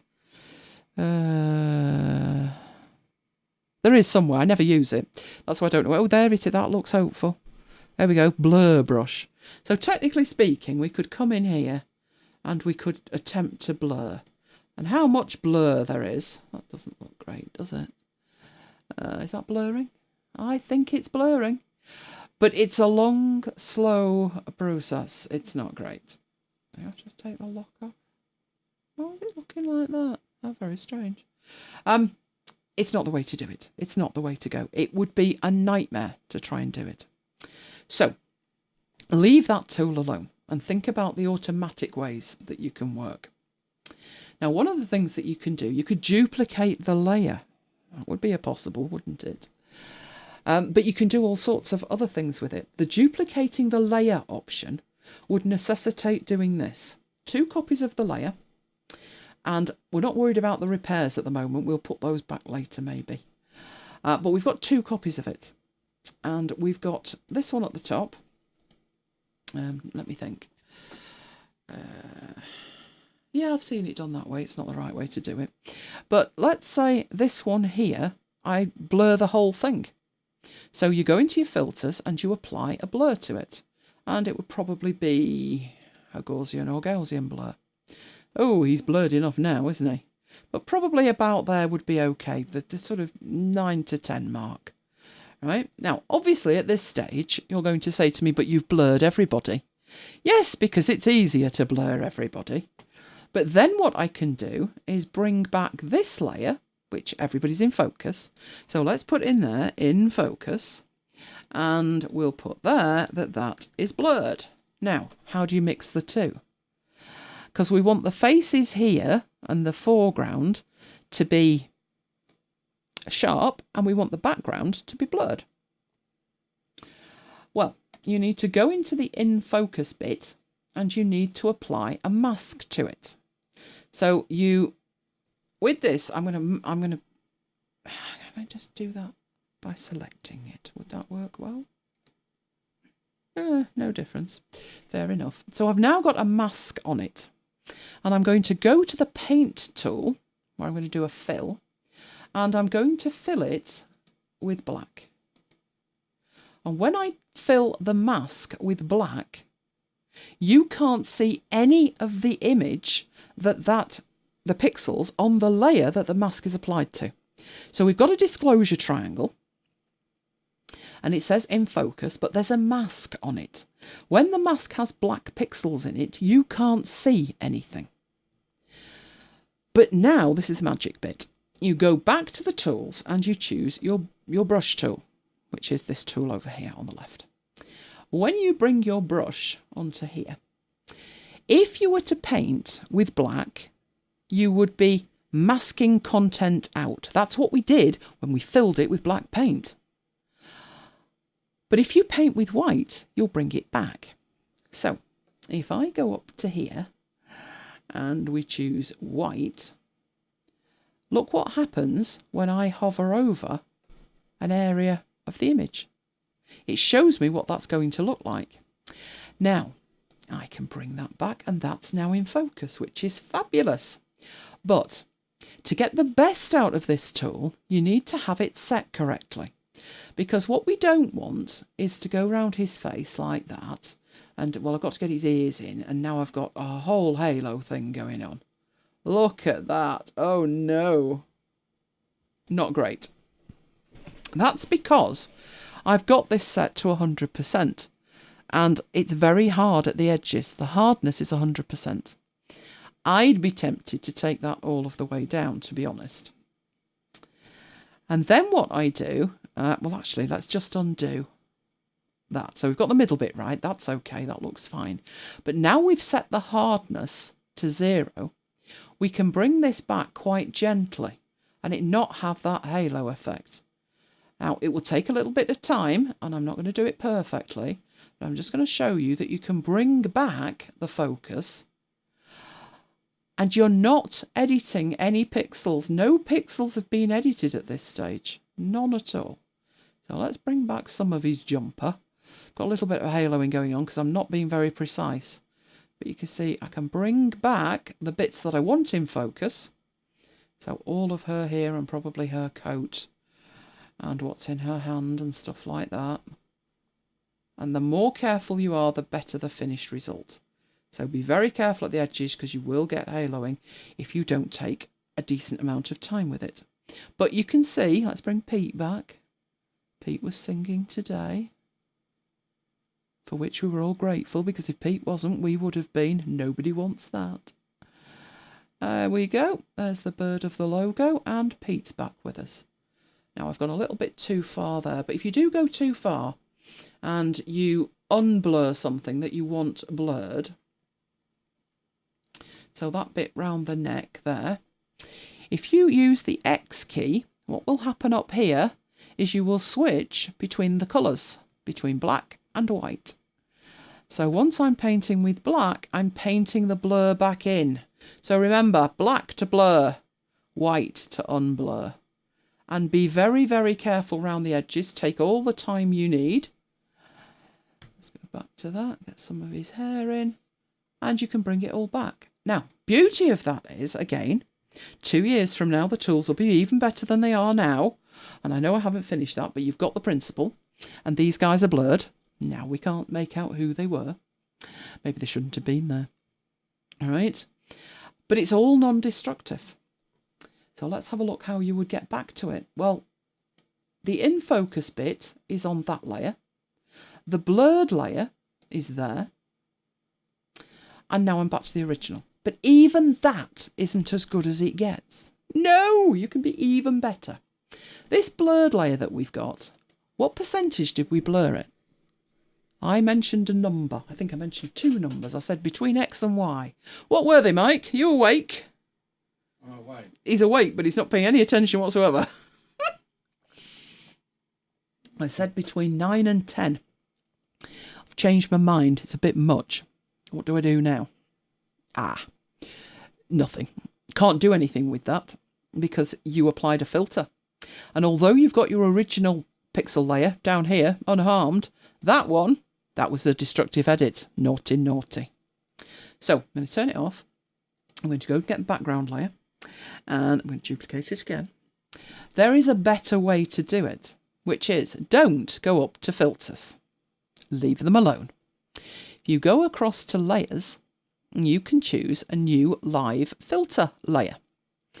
And you can choose blur. And you can choose Gaussian or Gaussian blur. It's exactly the same, but better.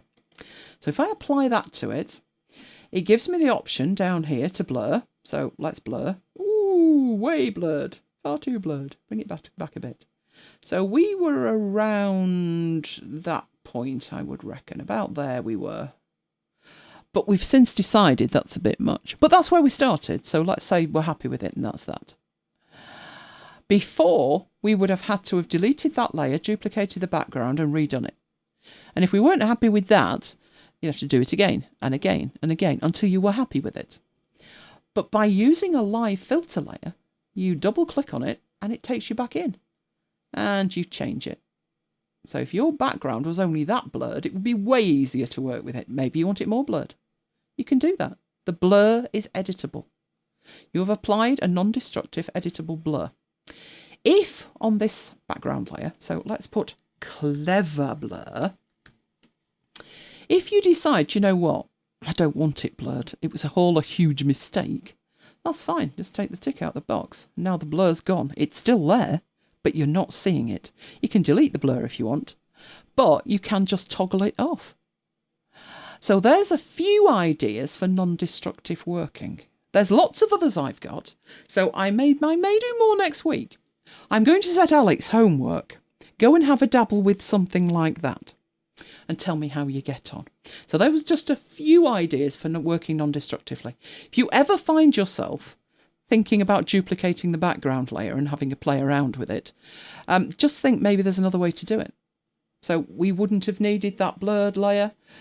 We still need the in focus one to play around with, but actually that clever blur, we could have put that straight onto the background because it's a live filter layer. It's not going to cause any damage whatsoever to that. So we could just apply that to it. Those are the original pixels, but you've not damaged them. You've just applied a live filter layer. And that's the best you can get. Nothing, no pixels were harmed in the demonstration. Right, now there's lots more that I could show you in terms of what Affinity Photo can do in terms of non-destructive.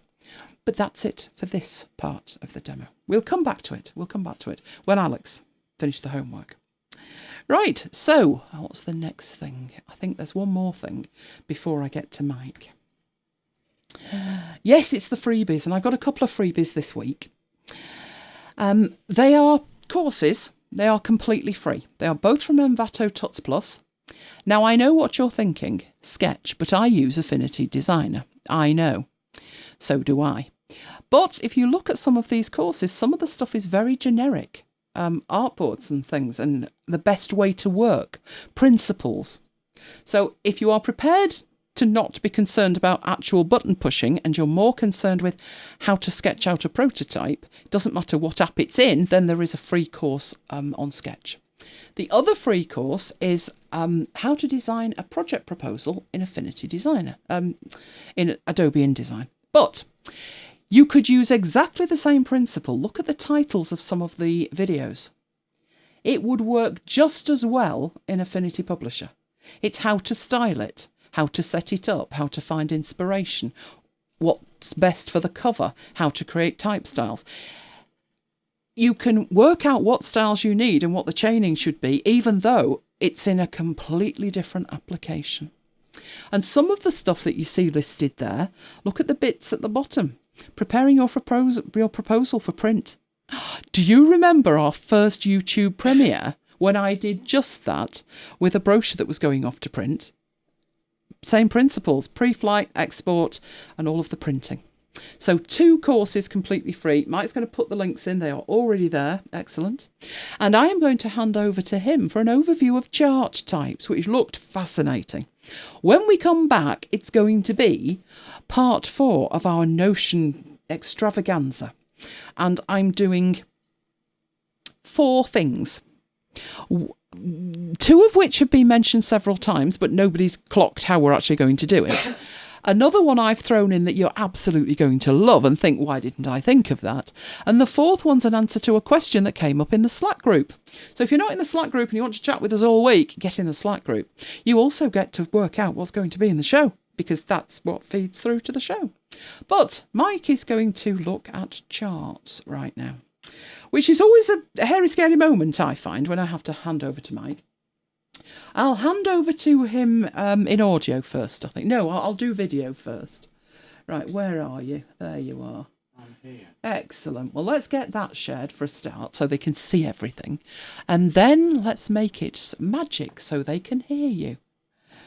Right, where are we? Handing over to Mike right now.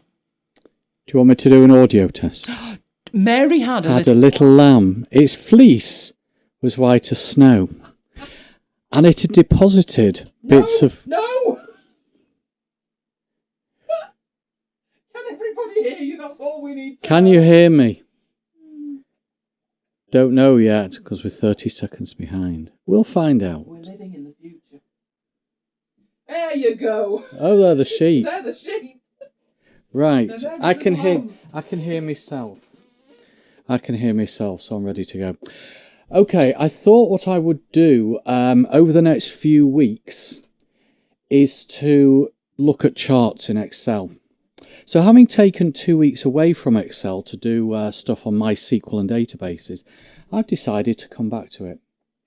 But what I would do in preparation for that is to talk about the different types of chart that Excel has, and also to talk about the best chart to use in a particular situation. So, as I said, it's an overview. I'm not going to go through how to create a chart today. I'll leave that for future weeks, and then each week we'll look at a different chart. So a bar chart, a pie chart, etc., etc. For the data, certainly for the first few demos, I'm working with some real data.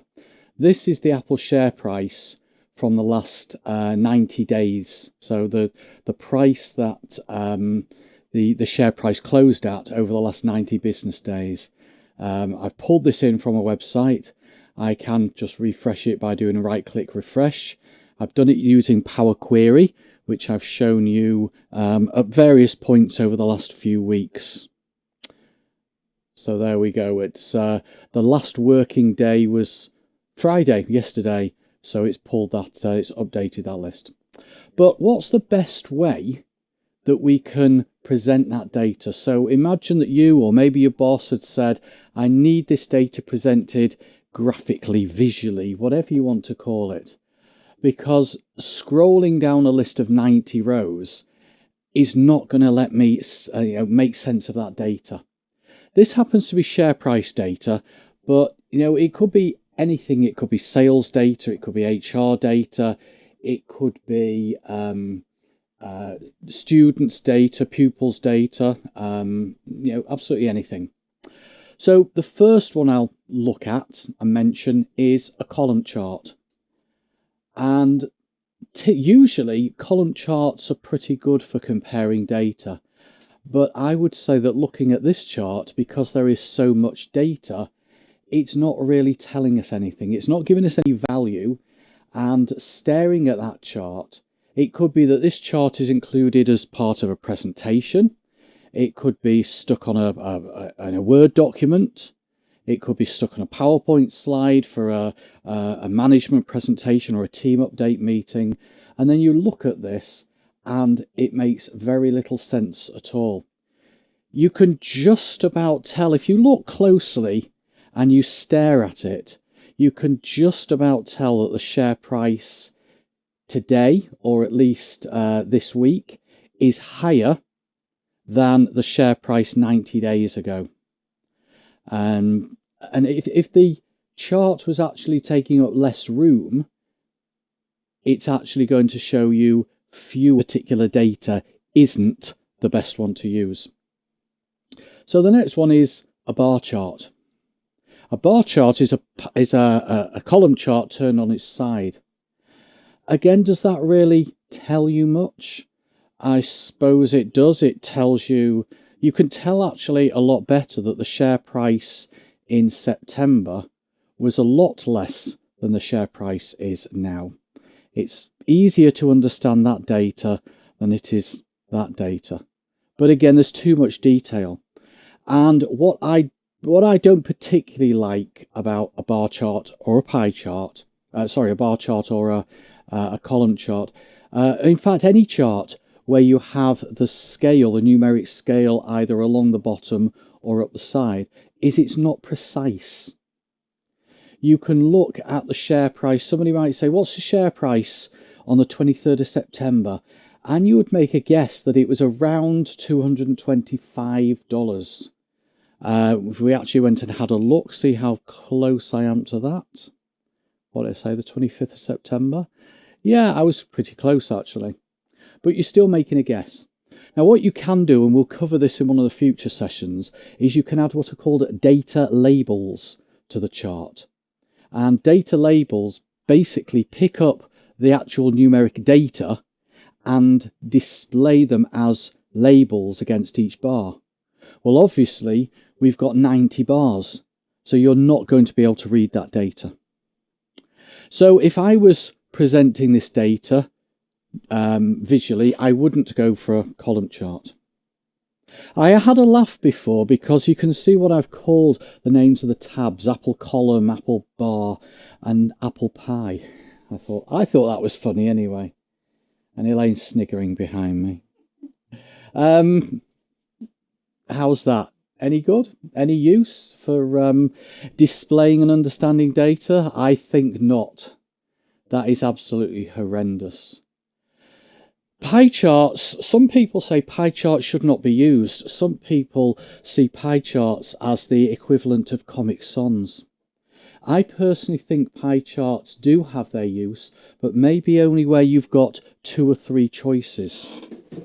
But certainly looking at something like this, apart from the colours, the psychedelic colours, which I could change, but I don't really want to change 90 colours. It's impossible to see any kind of patterns. It's impossible to see any kind of trends. There's too many headings, and the slices look virtually identical. So, which is the bigger slice? Which is the day when the share price was at its highest or at its lowest? It's impossible to tell. And to be honest, I don't think I would go for a pie chart when I'm working with date-based data. For me, the best type of chart to go for when you're dealing with date-based data or time-based data, anything to do with a time period, is a line chart. So there is my line chart, and again, you can't tell that the share price has gone up over the last 3 months. We've got this nice line. It's got a few kinks in it where the share price has gone down a little bit. But I always think that that is a nice clean chart. It shows the data that we want to show. Let's have a look at pie charts, just general pie charts now, rather than something specific. So here I have done a little survey. What is your favourite drink?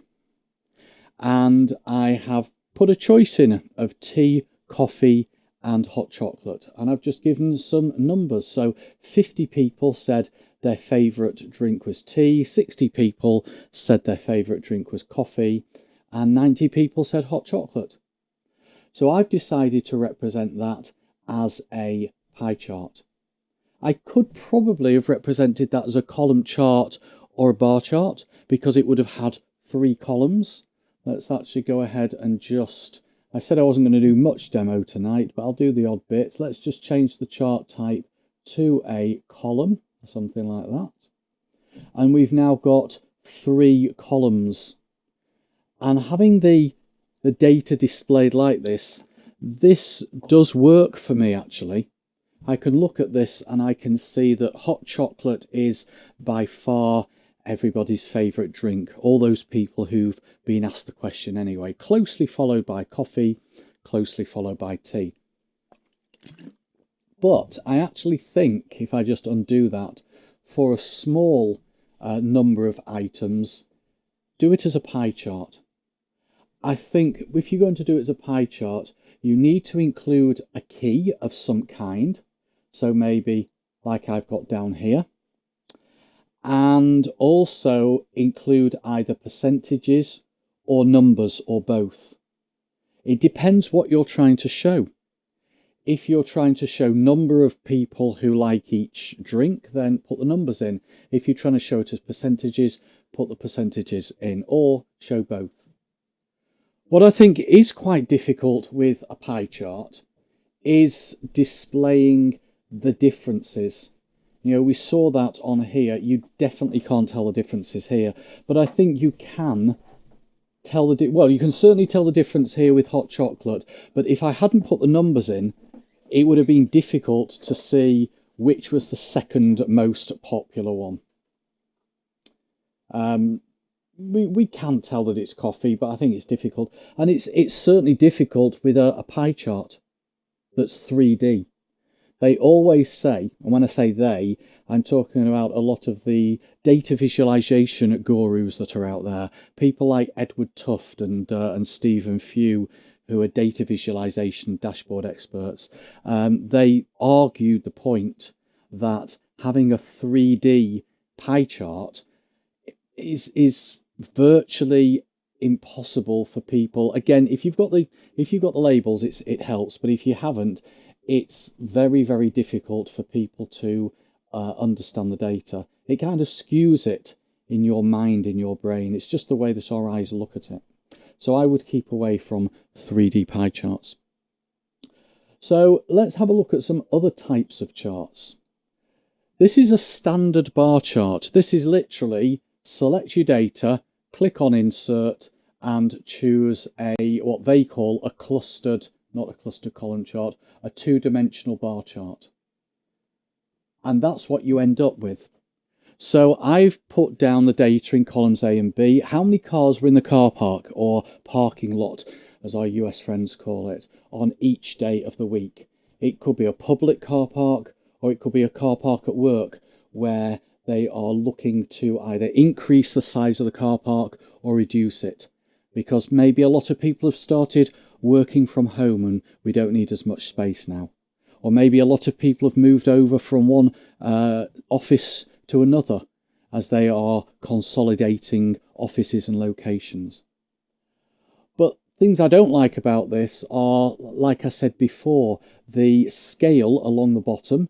You have to kind of guess the values, and the little thin lines which don't really add any value. They can be distracting, and the huge gap between each bar. But that's the default that Excel gives us. So what I'll do in a future show, probably next week, is I'll show you how you can take this basic bar chart and convert it to something that looks a lot better. So even little things, even making the title bigger, moving it to the left, changing the color of the background, making the number or making the gap between the bars smaller so the actual bars are bigger, getting rid of the scale along the bottom, and having the data labels to the right of the bars. So you could go ahead and hide this data. Or maybe you're going to copy and paste the chart out to PowerPoint or Word, or stick it in a different sheet where you don't have access to the underlying data. Little things like that. Even if I go back to bar chart 1, even something like this little thin line here, that little thin line is actually part of this axis here. It's not one of these little thin lines here. So if I remove that, then it just tidies it up over here. So we'll look at how you can take that basic chart, turn it into that, and then we'll look at making another enhancement. So we want Thursday's bar to stand out because it's the biggest number. What you might do is you might choose to show the biggest value in a different colour. You might choose, in this case, to show Saturday and Sunday in a different colour, so to separate the weekdays from the weekends. It depends what your message is that you're trying to get across. And what you might then do is you might change the chart so it looks like this, more of an infographic style chart. Nothing wrong with something like this. This is a typical standard bar chart, but I think these are the kind of things that people expect to see today. Now, let's say that you decided that you did want a chart that looked like that, with some kind of graphic to fill the bars. Well, you might then decide, I want to do this as a column chart. So if I go to my column chart, pre-built one, this is what it looks like. I actually think that's a bit confusing, because are those cars going from top to bottom or left to right? If this was a standard column chart, then we would have vertical columns and you'd be in no doubt about it. But the first thing is, it is confusing. Secondly, those graphics, I think, are way too big. It looks like there's only 3 cars in the car park on Monday. And the reason those graphics are big is because I've made the gap between the bars quite small. So if I wanted those images to be smaller, I could do, but it makes the gap a little bit bigger. So these are all things that you need to think about when you're building your charts. Let's have a look at something else. I've got some data here, typical sales data, or it could be production data. Or it could be the number of people who've been trained, but our company is split up into regions and quarters. Actually, it's revenue. We can tell that by the headings. And what I want to see is the revenue per quarter for each region. And if I wanted to do that with a pie chart, which I guess you could do because there's only 4 regions, so it's the pie chart looks okay, you'd have to create 4 separate charts. I actually had to create those 4 charts separately and then put them next to each other or where you want them. Another option you've got is to do it as a stack chart, a stacked column chart. Now, that is showing the same information, okay, but it's all on the one chart. So it's showing quarter 1 broken up by region with the percentages, which is exactly the same as this chart here, and quarter 2, which is again broken up by region, which is exactly the same as this chart here, and so on.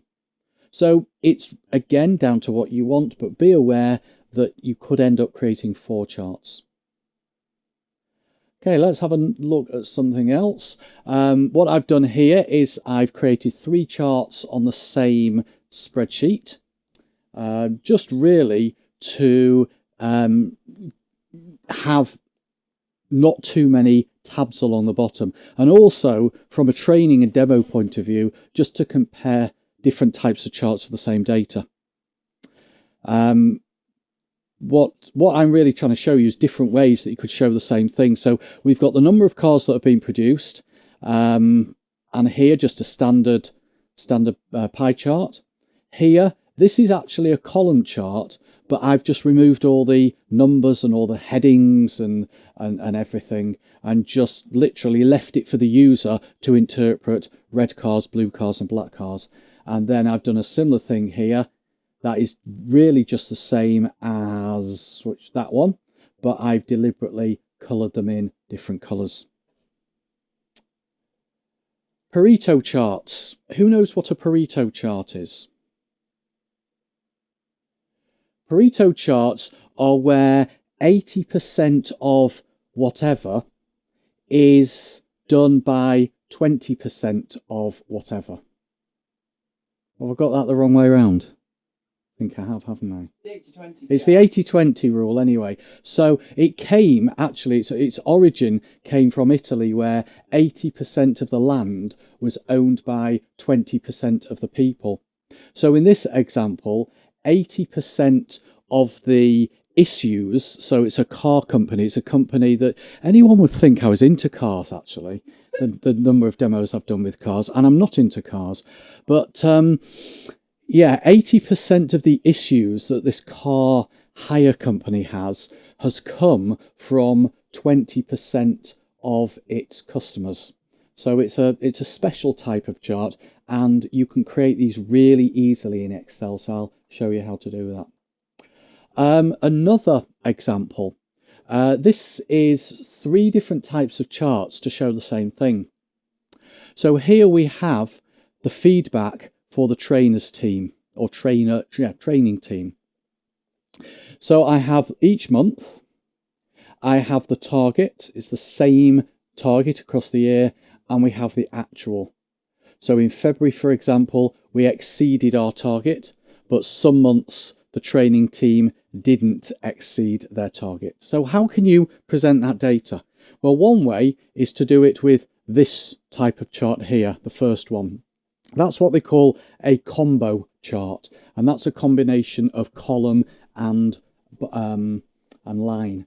So the line is representing the target, and the column is representing the actual. So if I went and changed one of these, and this is true for any chart, when you create a chart, you base it on the data, and if the data changes, the chart automatically updates. But let's go and change August to 80%.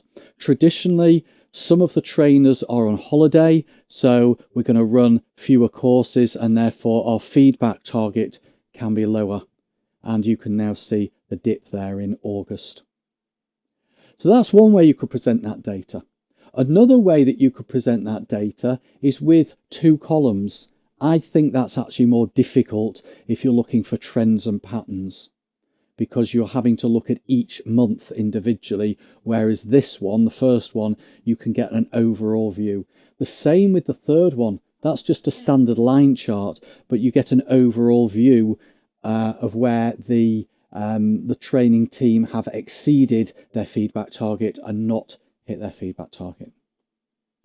Okay, the next one is this one. I've called it internet usage, because what we've got is we've got a list of dates, and we have we've gone into our records and our logs, and we have got how long a particular employee has spent online each of those days on non-work related sites. So on Facebook and Twitter and stuff like that. Of course, I wouldn't be counting Map by Slack on that. That's definitely a work-related site with all the great information that we have on there. But we can see by looking at the numbers that the more time this person is spending on the internet, the fewer units have been produced. So it's having an effect on our production. So I think a disciplinary meeting is called for here to tell this person to use the internet less because it's having an effect on production. So if we take this, but the second chart highlights the problem in a better way, a more understandable way. We can look at that chart and we can say, well, look, the number of minutes when you are online for a small amount of time, we produced a lot of whatever goods we are producing. But when you are online for more time, then production has gone down.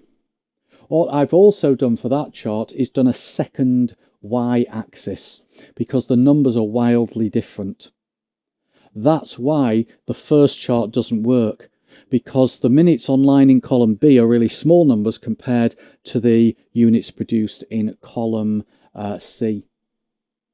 But having a second y-axis helps differentiate the numbers. I think I've just got a couple more to go through. Just a couple of other ways that you could present that same data. And I think this fourth chart here, this really shows the issue that we have. Sunburst chart. Sunburst chart, they've been around for a while, but Microsoft have only recently introduced them.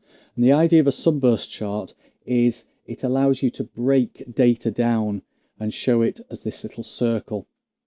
So what I've got here is I've got quarters, months, weeks, and sales. So as an example, you can see the first quarter includes January, February, March. The second quarter includes April, May, June, etc.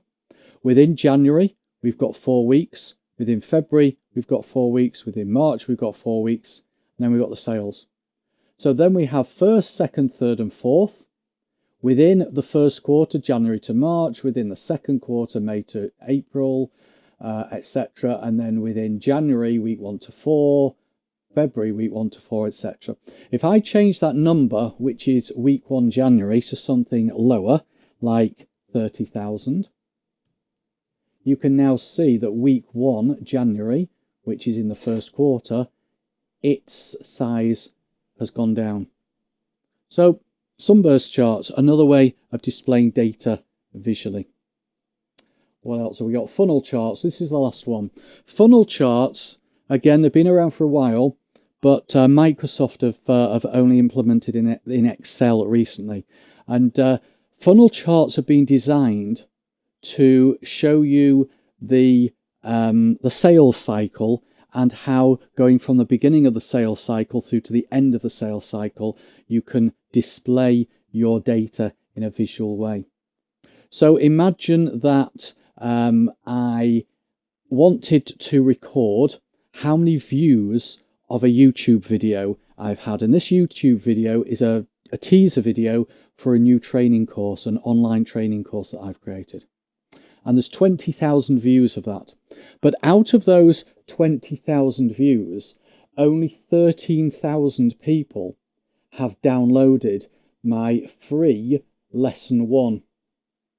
So only 13,000 of those 20,000 people were interested enough to take my offer of a free 3-minute video and go and download it. Out of those 13,000, they had to sign up to my email list to get this 3-minute lesson, and 10,000 of them stayed on my mailing list. So 3,000 of them unsubscribed after they'd watched the video. So obviously they weren't interested enough to take it further. And then out of those 10,000, 8,000 of those actually purchased my course.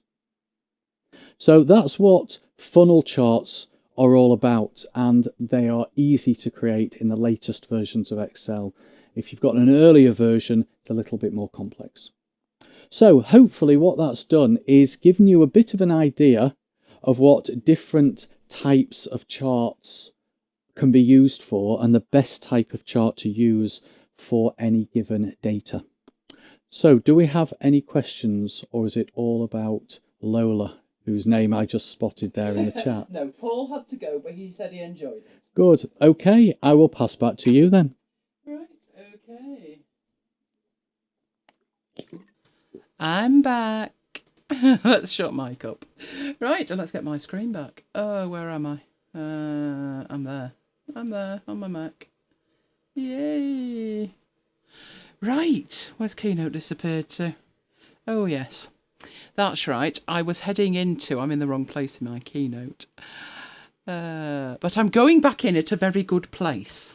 Hopefully you'll like that. Right, so let me know when I appear, because I don't want to be sharing your screen. Done that before. And that won't work for the next bit. I thought I'd just take a swift picture about 15 minutes ago.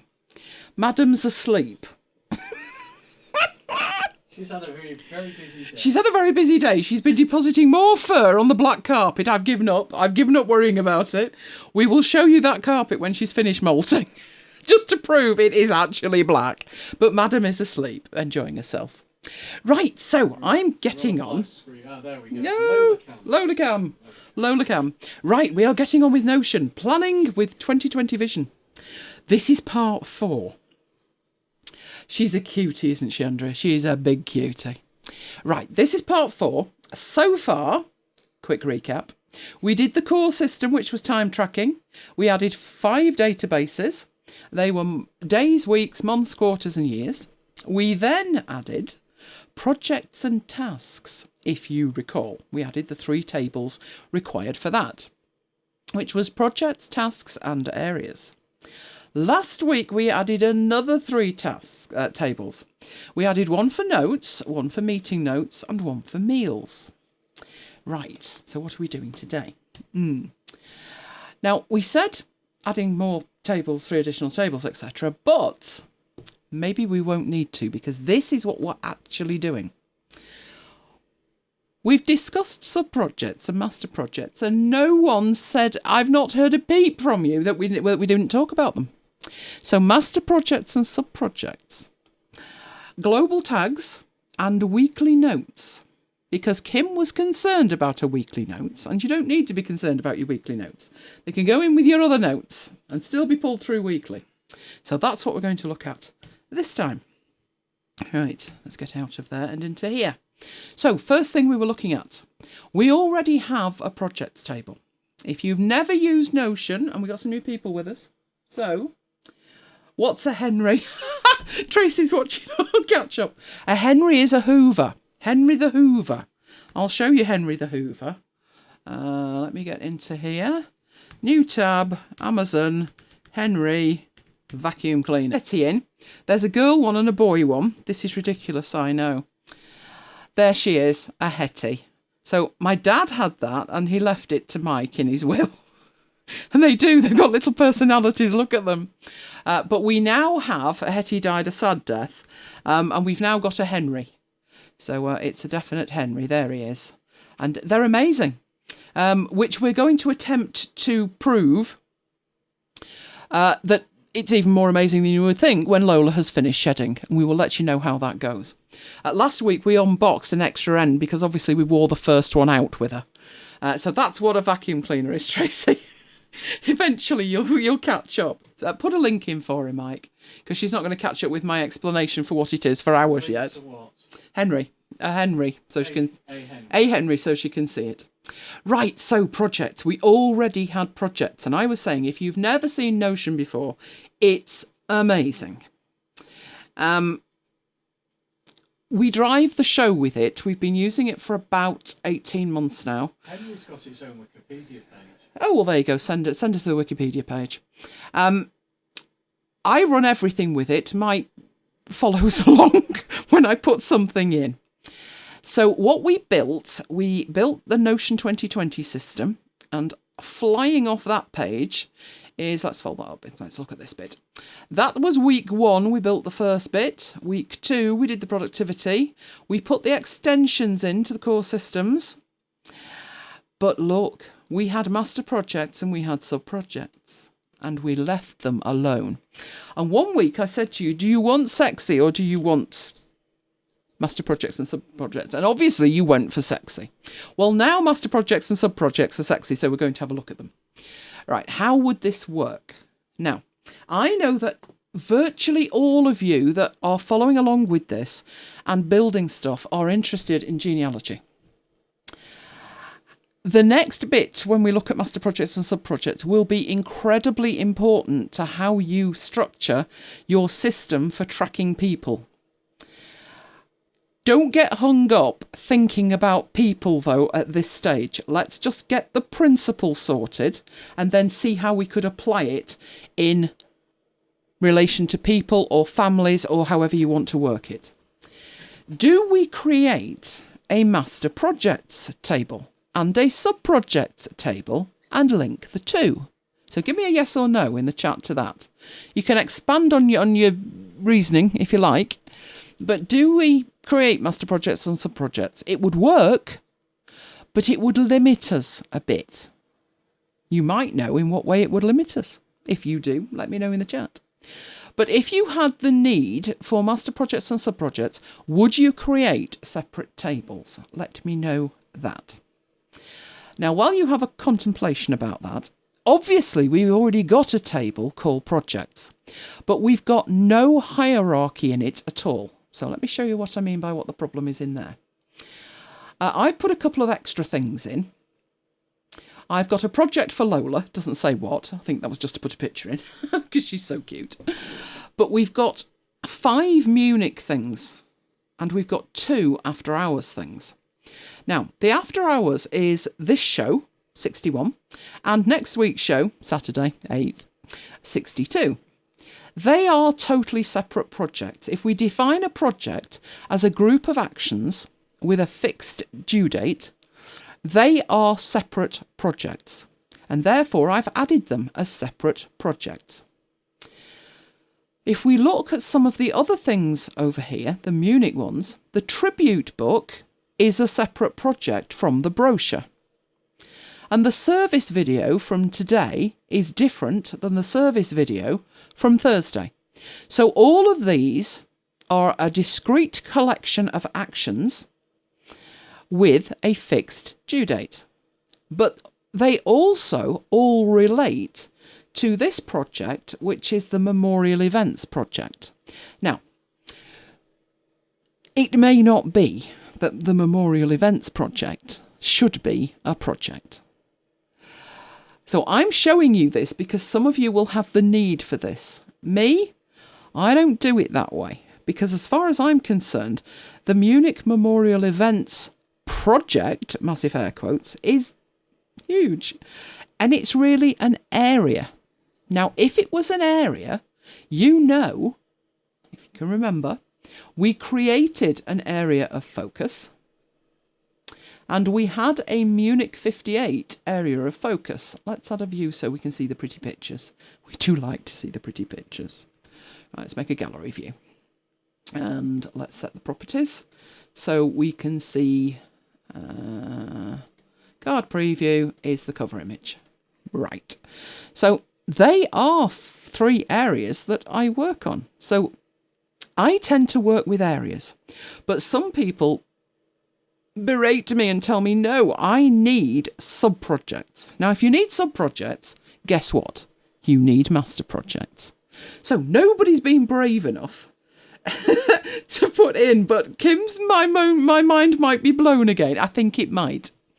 I'm going to show you a different alternative to this, but I can also show you how I would do it. I would like to be able to go into my area of focus, which is Munich. And wouldn't it be handy if I could see my projects? That'd be cool. And there's a few ways to do that. It'd be nice to add a property and say projects. So what projects do I have to this area? An area being an ongoing thing for me. Even when the events for 2020 are sorted, we go into planning for 2021. Next year is our 20th year doing this, so it's going to be big. So we'll go straight into planning it. But let's say I want to see all of the projects that are for Munich. Then I create in here a relation, just like we did last week. That didn't work. Click. There you go. And I need to choose a database. And obviously, it's projects. I want to link it to projects. That's all I need to do. It's empty at the moment, but if I go into it and I get a list of it, what projects have I got? Well, I've got that one, and I've got that one, and handily, I name them correctly. All of those are projects in the area of Munich 58. And the client is Munich 58 as well. That's got lots of stuff in it, but basically it's just the client. Right. But what we've done there is link two separate tables. We've said the Munich area, that's my area, but when I go into it and say, today I'm spending 4 hours looking at Munich, I go into it, I look, I see I've got 5 active projects, away I go. We can do exactly the same with MacBytes. In the project, what have I got that's MacBytes? And I've got 61 and I've got 62. So that's how I do it, because I consider Munich and MacBytes to be ongoing. But some things aren't like that. Good to have you with us, Andrea. Hope to see you again soon. Yeah, there might be a new MacBytes soon. New podcast. Wonder if Jonathan's still awake. Klaxon for Isaacs. New MacBytes, Jonathan. Right, so that's how I actually do it. But there's no right way and no wrong way. There's just the way that works for you. So let's go back and have a think. So nobody's actually said, yes, I would create a master task table, a master projects table. And yes, I would create a sub-projects table. I'm glad that you didn't say that, because you don't need to. If you think about it, you'd have a problem doing that, because at the point you came to create a project, you'd have to think, is it a master project? Is it a sub-project? Is it likely to become a sub-project? But I put it in as a master project. Oh dear. You might think, I need another table. I just need generic projects. Well, we've already got one of those. So do we need to make another table? And even when you find yourself saying, yes, absolutely, stop. And remember one thing with Notion. You cannot join results from one table to results from another table. And because of that, it's always better, unless it's incredibly exceptional, to build one table. So, one table that could handle master projects and sub-projects. Okay. We've already built it. It's the projects table. The project's already in there. What I've actually done, though, I've said memorial events, and basically these 4 Munich events, projects, are sub-projects of the bigger project that is memorial events. How on earth do I model that in here, though? How do I make it that when I go in to look at the Munich memorial events, I see all of the sub-projects, what I would call sub-projects? Because at the moment, how can that work? Seriously, how can that work? They're all the same level. Short of doing something like waving a magic wand over it, how do you get that to acknowledge that there is a project that's at a higher level than another project? It's not as difficult as you would think. Let's go, I'm trying to think which would be the easiest way to do it. Let's just go into one of the things that is a sub-project. And let's make sure that all of these are named properly, right? So we don't get confused. All you need to do is to add a field. That's it. But which one? So Kim's tried to do it. Brace yourself, Kim. It's a lot easier than you think. I'm going to add a property. And I don't want a text property. I want a relation. In fact, no. Let me do that again. I'm going to give it a name first. This is a sub-project. And I want to be able to tell it which its parent project is. So it would be master project. That's what I would want that to say. So it says master project down there, and I want to be able to choose which is the master project. And the thing is, the master project's here. It's inside this table. Right, so I need to create a property, and I need to make it a relation. Which table do I relate it to? I relate it to itself. It's called a self-reference. And the addition of the self-reference enables you to create a structure from one table. So I'm going to select a database, which is projects. And there's only one in there. Now, then stop, because you see this and you're like, I'm going to run away screaming now, because I don't know what that means. Right, it's saying create a relation to another database. A relation allows you to link pages from other databases, and we've already said project. But you selected the same database, so in which property should the link pages appear? Now, I read this about 9 times the first time I saw it and took a guess. But basically, here's the thing. The default that they've got selected is the bottom one, and this says no syncing. And the example they give you is where you have a task and you have related tasks. But with that way, you won't get that kind of the ability to say, well, you can see which is the master task, and you can see, well, no, you can't actually. You can see the related tasks. But can you see the other way? Because I may want to see my sub-projects and my master projects. So I didn't choose the default that it wanted, which is the easy way, which is a one-way link. I chose this one at the top by clicking there, which is create a two-way link, sync both ways. That's what I wanted to do with it. And then create the relation. Now what that looks like is, that's the one I've just created, but ooh, it created another one. Right, we're going to worry about the other one in a minute. Right, this is the master project that I set in here. So I'm going to click it. This is the Munich thing, so it belongs to the memorial events for 2020. Boom, it's done. That's it. If I now go into here, I can see it's related to projects. It's related to that. But look what it put in. Related to project, master project. What? No, it's a sub-project. It's that simple. Just rename it. And now life is so simple. This one it doesn't have a master project. No, because it is the master project. But it does have a sub-project. Oh. And if I go into the sub-projects and I start typing, it will pick up the other ones. So what have I got in? I've got tribute book. Let's have the brochure, the memorial event. No, that's this one. Not that. Let's not link it to itself. It'll explode. Right, so I've got 4 sub-projects that belong to this project. Now, whenever I go into any of the others, so let's click out. Let's go into that one.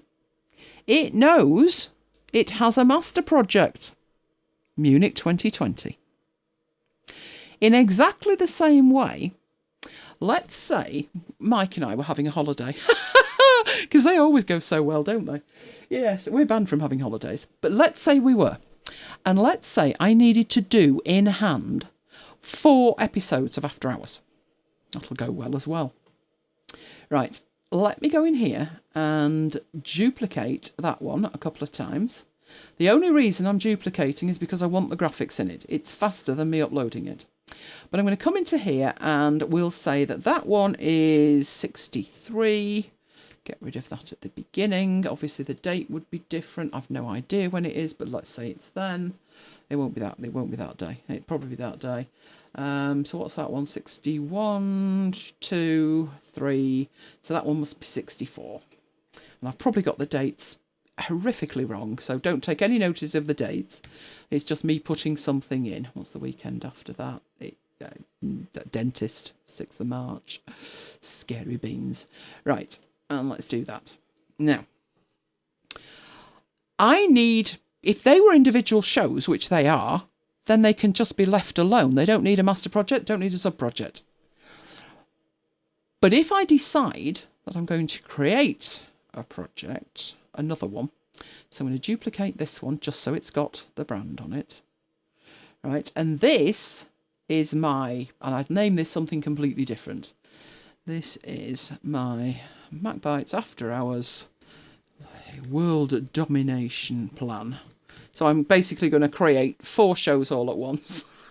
Would that life was that long. Right.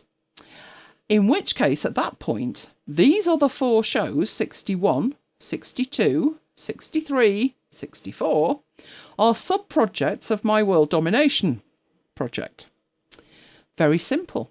Go into 61 and choose a master project. World domination. There we go. So I've added that to the master project. Faster way to do it, go into the master project and add sub-projects. So we've got 61. We need 62, 63 and 64. And if we want to be really pedantic, we could potentially drag those up and down, but I'll leave them alone. So 61, 62, 63, 64. And now they're all hooked up. So wasn't it simple?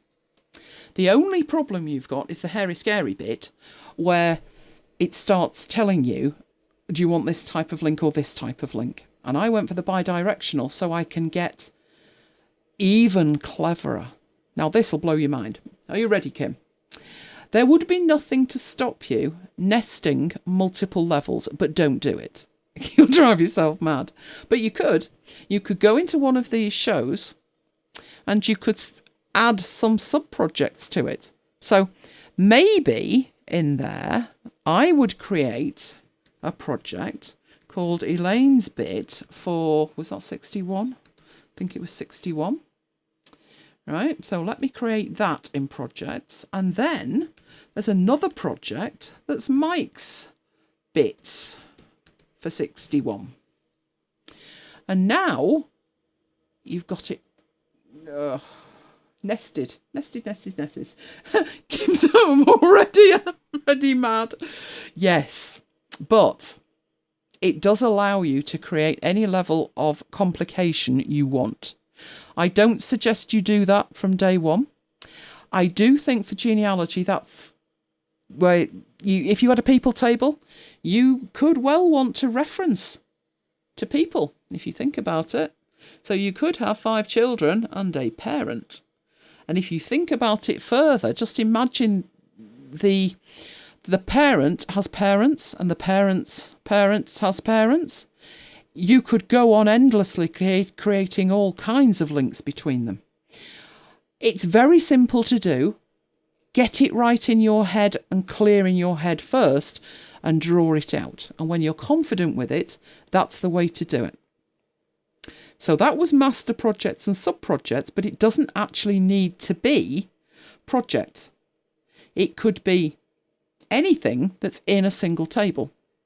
So with genealogy, you've got people, and I noticed in one of the screenshots you had, you were talking about families. Now, if you have information relating to a family, maybe you need a families database, as well as the people's database, and you link the people to a family. And then the research you have for that family is accessible from all the people that you have linked to the family and vice versa. There'll be a link to all the people in that family. The way to know if your design is correct is to try it on post-it notes first and move them around a desk and say to yourself, how would I query that? What do I want to do with that? You know, if I look at the family, do I want to see the people? If I look at the people, do I want to see their children? And just ask yourself those questions. I don't do genealogy, not much in the way of a family here. For me, I was an only child. Literally not much in the way of family left at all. Probably more than I know about, but I certainly don't know about any of them. So it isn't an area that I'm intimately familiar with, but I can see how you would maybe want to link things together. And the key to it is not to split things up when they are the same. So don't think, oh, I'll put the Smith family in one table and the Browns in another, because you cannot link them back together. If you've ever used Access, you've got something called a union query, and you can, as long as the databases will support it, i.e. there's some commonality between them, which there would be for people, you would be able to link them together in a data set. However, in here you can't. But there's nothing wrong in putting the Smiths and the Browns in the same table, because what you can do is filter down in a table. So that is master projects and sub-projects. I'm sure you will have questions about that. I have unceremoniously been dumped out of the chat.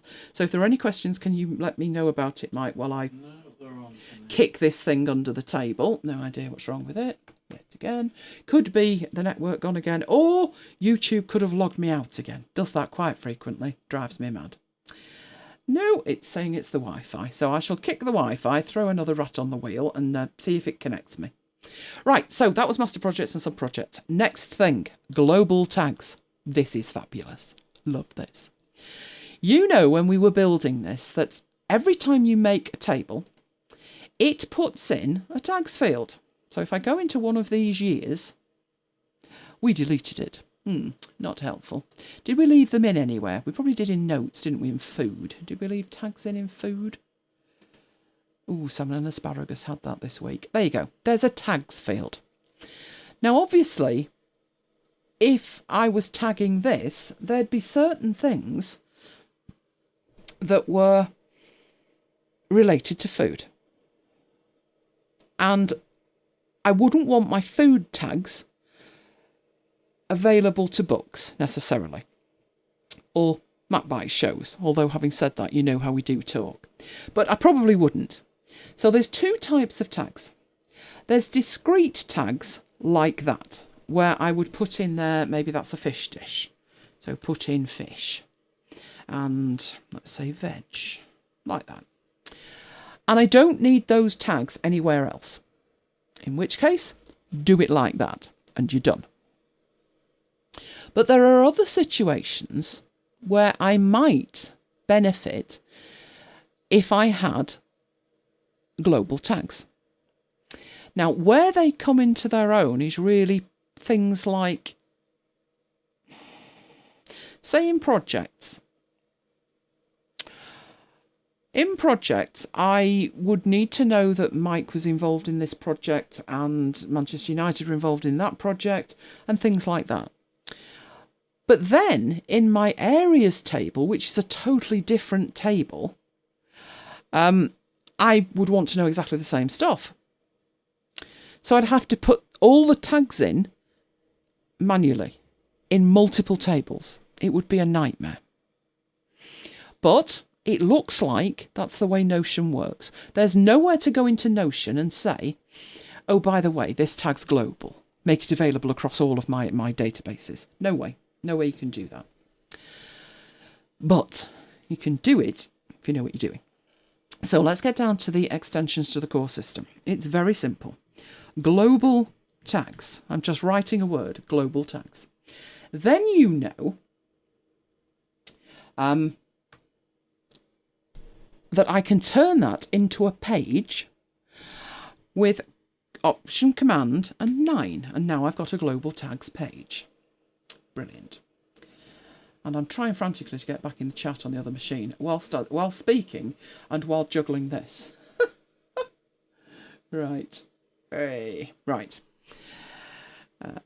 Okay, so these global tags. Right. It's just a page and it's going to have in it a database, an inline database. And guess what's going to be in it? Tags. So, global tags. So, what global tags do I want? Now, this is going to get a little bit meta because you could have tags on the tags. Don't go there. So, let's delete that. We don't need that. We don't need anything unless we want to group them in some kind of way. Think subtabs. Sub tags. Right, let's delete that as well. Okay. Still moving the chat. Right, so all I need is a name. In fact, it's not a name, is it? It's a global tag. But it's text. So, perfect. Right, what global tags do I need? Well, if I ever need Mike, I'm going to need a Mike tag. I might need a Lola tag. I might need an Elaine tag. You never know. I might need a Manchester United tag. MUFC. What other things might I need? Well, it could be I'm interested in all the areas I'm interested in. GTD. Planners. Yeah, we just had Andrea in. So planners. Basically, think Evernote and think of how the tags work. They're global. Sometimes that's annoying. You can't say exclude these tags from that notebook. That's what you're replicating. So other things that I may have in here. Let's think I want to use the global tags maybe in MacBytes. So I want a Notion one and an Affinity Designer tag and an Affinity Publisher tag and an Affinity Photo tag. Right, so I've created some tags. Brilliant. Now, how do I make them global? Well, I go back, and this actually gives you far more granularity than Evernote ever would. Where do you want to see the tags? On the years? Probably not. It's not that kind of thing, is it? But on the projects, yeah, that would make sense. That would actually make sense. So all of these, for instance, they'd involve me and Mike and Manchester United. So let's add a property, and we'll call that global tags. It's going to be related to where? The global tags database. So global tags. Awesome. And create relation. And then I go in here and I choose what tags I want. So it's me and it's Manchester United and it's Mike. And just purely for reference in the future, I could well be thinking, yeah, they make great demos for Affinity Designer and Affinity Publisher. Awesome. And now I've got global tags. Simple as that. In one table. But we also had projects being collections of actions. We had actions. Wouldn't it be nice if the individual actions could have global tags? Dead simple. Just do exactly the same thing again. So go in. We've got tags, but remember they're discrete to this table. And no, we want to use our global tags. Just hook it up again to the global tags. So database is global tags. Great relation. And choose your tags. So what was this? Oh, that's me. That's me. Now, at this point, I would probably create a global tag for stuff to do with the church. And now that's tagged. And the beauty of this is, I mean, these are, in fact, all of those, aren't they? Where's my global tags? All the way over here. All of those are the same. They would be me and they would be our parishes. But if you imagine that I put something in there as a task that belongs to something else. So, a random task or action. And I choose that. In fact, I've marked that up wrong. That was print the tribute book. Right, so the first thing I'm doing here with this is choosing a project for it to belong to. So a random task that belongs to, where shall we put it? I know, let's put it in the brochure. Right, and then I come across here. My area of focus for that would be Munich. I don't think did I create one? I did. So let's put that in as well. In fact, this would be a whole lot easier, wouldn't it? If I just open that up. Because then you get the top-down view. So the status is... oh, I've only got complete. I must think I've done everything. That'll be a first. Right, but down here I've got my global tags. So it's a random task for the brochure. And in there it's assigned to me because I'm dealing with it. So let's put that on. And Mike would probably be involved with that. So let's put Mike with it. And MUFC would be involved with that. So let's put that with it. But it's probably got Affinity Publisher as well. So I'll tag it with Affinity Publisher if I could spell. Right. Now, they're tasks. They're not projects. They are actions, those. And I've marked that one up terribly wrong. That one shouldn't be there. Probably me, but it's a Munich task. So, oh, I didn't put that in, did I? So I need a Munich 58 tag as well. That'd make sense. You get the idea. Right. And then that one would have a Munich 58 tag. Oh, this goes on forever, doesn't it? It's fabulous. Right. But the beauty of all this, I mean, it's lovely. It's lovely that as it goes. But it gets better. Right, if we go back into Notion, you've gone around various places. You could put those tags in notes. So these were all the notes that we made. Yeah, we added some notes. Nothing to stop us thinking, wouldn't it be nice if the global tags were attached to the notes? That would actually be incredibly useful. So let's attach it. Same principle, just a relation going to the same table. Very difficult to go wrong, honestly. Global tags. Create the relation, and this is just a random note, but it seems to be linked to projects, MacBytes. So we'll put a MacBytes tag in it. Do we have a MacBytes tag? We didn't. We'll make a new one. It's to do with MacBytes. And let's say I've mentioned in whatever this thing is, look, that it's meeting notes as well. So I'm using it for a demo for something, but it's meeting notes, and I was at the meeting. So I'll tag me in it, and Mike was at the meeting, so I'll tag him in it. And maybe there was something to do with United about it, even though it was MacBytes. Okay, so now some of our notes are tagged up. So let's put one more in and say meeting with comms at MUFC, which does not have half a dozen of those in it. Right. And again, I would go in there then. Let's open that up. And my global tags, well, I was at the meeting. And Mike was at the meeting. And MUFC was at the meeting. Awesome. So in my system at this stage, let me go back to the home page. In my system at this stage,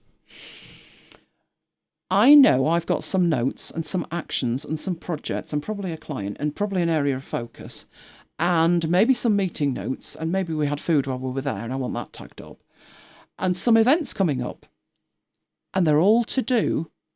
I was there or MUFC was there, but they're not all in one table. But I've got global tags. So if I go into my global tasks table, it doesn't look great like that. But if I'm looking at, okay, I need to make sure that everything that in any way related to MUFC has been dealt with, then I go in there and I open it up, and all of the things related to it. So the names aren't very helpful, but there were actions, there were notes, and there were projects. And I can see which ones involved United. Or I can open up mine and I can see which ones involved me. And from here, I can get to those notes. There's the meeting about the comms. There it is. So I can say, right, the source was Notion, the date was the 28th, the tags were... Now, these are discrete tags, and they're nowhere near as powerful, so might delete that. Don't need it. And I would put... And obviously, I have a journal thing set up. So do I have the 28th of January in there? I do. So I'll put that in as my journal day. You want to get really clever with it. That's... Let me go back to me. So I'm looking at my tag. And I'd love to see everything that I have that I'm attached to. Maybe notes, maybe actions. It's really simple. I put in a linked table. Now I'm going to do this again in another show. So this is literally just to finish it off. You might not want to be working with that thing at the top. So let's say I'm interested in projects. No actions, I said, didn't I? Actions. I'd like to see all the actions that I've got assigned to me. And that's it. I've done it. So let's get rid of that. Let's make the page full width so we can see it. And I've got all of the actions that are tagged with the global tag Elaine. Global tags are your friend. Use them wisely. But basically, you could replicate Evernote if you wanted to. You could actually make it far, far, far better than that if you wanted to. I'll be honest with you. I've contemplated the global tags. Haven't done it yet, but I do intend to. Now, the last thing I'm going to show in Notion, because we've got to get on, was Kim was having problems with notes. So I've got two types of notes. I've got notes and I've got meeting notes, and I do treat them as separate. These notes, the meeting notes, are daily stand-up records and they're weekly sync records, and they, to me, are not random notes. So we're not talking about meeting notes. We're talking about any other kind of note. Now, it's okay if you say, well, I want my notes separated. I want my home notes separated from my work notes. That's fine. That's completely up to you. What I tend to do is shove the notes in one notes table. Now, Kim's problem was she had, let's go back to here, we had a lovely, lovely, lovely little week thing built. So let's go look at the week thing. Can't remember, did we do the whole layout? Was it week 5? I think it could be. Right, we had that. And in here it says weekly notes. It does indeed, because we built it, if you remember.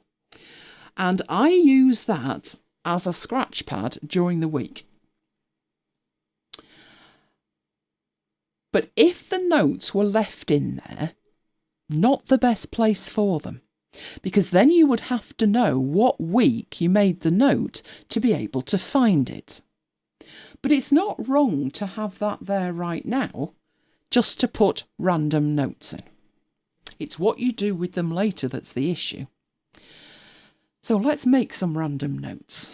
So I had a YouTube issue. Now, what was my problem? YouTube embed wasn't working. YouTube embed is balked, right? Now, then I found a solution. So solution to YouTube balking. Those were my notes. And I actually detailed what the solution was.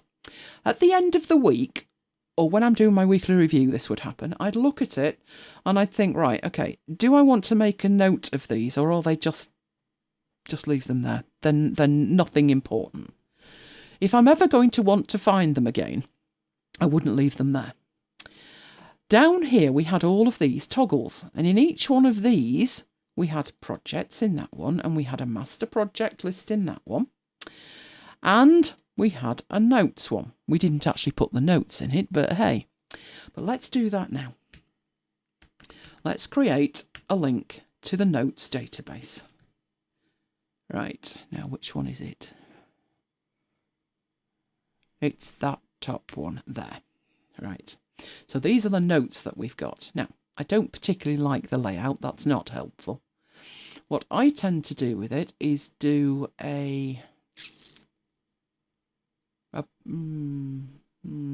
let me think.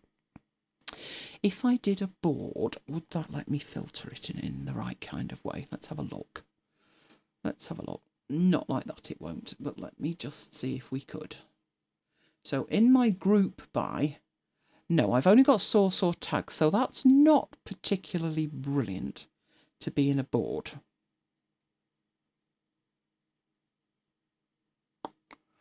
I'm thinking how I could do this. Right, what I'm going to do, I'm going to go into the notes database, and don't be afraid to do this. I do this all the time. Drives Mike mad. Absolutely insane, I drive the poor boy. Because I'll go in and I'll change something to make it better so it actually works better. I will create a type in here. So I'm going to add a new field, and I'm going to say note type. Y will become apparent, right? And I'm going to make it a select. Right, so on my select, Now, I think Kim was calling them weekly note. So basically a note that I have put from the week. All right, so I'm going to create a type of weekly note. You could also have other notes, you know, random notes. I know meeting notes, totally separate, remember. But say some training notes for Notion that you've made or whatever makes sense to you, right? So I've now got a way to hook into them. So let's go back in here. I'm going to organise that board. In fact, the board isn't the best way. What's the best way here? I reckon a gallery would work for notes. I've got my notes in a gallery. Right, let's do that. It gives you a preview of your notes. So as long as you've got something in there, right, it will preview your notes. Now, when it comes to looking at them, you won't want to see them all. But what you could do is you could apply a filter in some kind of way. So add a filter, and you could do it by date range, or whether it's archived or not, whether it's got files attached to it, via the global tags. Oh, but we've got a note type, and we made one that was a weekly note. Now it's filtered for weekly notes, and I've got one weekly note. And I'd like this to be another weekly note. So if I drag that, I drop it in there. Now I've got a note that's titled correctly, and I go up and get my second bit, and that could be any number of lines. So let's just put, you know, that number of lines in there. All right. So I gather that lot together, and I grab hold of them, and I hover over the note, not next to it, new note. On the top of it, drop it inside it. And I've taken the notes that have been in my face in the week, and I've dumped them down the bottom. This is pre-filtered for weekly notes. So when I open that, I didn't even have to tell it, hey, this is a weekly note. It knew. It automatically tagged it because I dragged it into a filtered view. And that's what I do with my notes. So in my weekly review, I open up my disclosure triangle, and I filter for whatever type of note it is, and then I go through my weekly notes. Some of them will get deleted, they're just not relevant anymore. But if I'm like, yeah, I want to keep that, it was about the YouTube balking, then that's what I do. And you can leave this filtered in this page, because this page is like going to go into suspended animation, isn't it? You can leave that filtered not only for weekly notes, which is notes across from when you started using Notion to today, but you can add to that filter and where the date is, and give it where the date is. No, I don't want that one. I want to change the is. Where the date is on or after. And this is going to be, what date are we here? Let me have a look. The 27th to the 2nd. Right. So, where the date is on or after the 27th. And where the date is on or before 2nd. I think that's right. But basically it's a week. And you can see there I didn't create any of those according to that, but I know I did. So let's have a look. And the date is on or before. On or after the 27th. That should have picked one up. Maybe I didn't put the date in it. Not helpful, woman. Not helpful. I'm going to whip back into this view and just put a date on that note that I made, which was the YouTube embed balking. Did I not put a date on it? Filters don't work if you don't put a date on. Right, okay. I created it on the 1st. So there we go. So if I go back into my lovely gallery view with preview, I've got a note. Awesome. So that's what I do. So I think Kim was thinking about having them separate. Try not to separate anything. Try and put everything as far as possible together. I said to Mike, I'm going to build a design system. And I said, but I'm not building one for MacBytes and one for Munich and one for this and one for that. It's all going in the same place. He turned a funny colour. I said, it'll be fine. I'll filter it.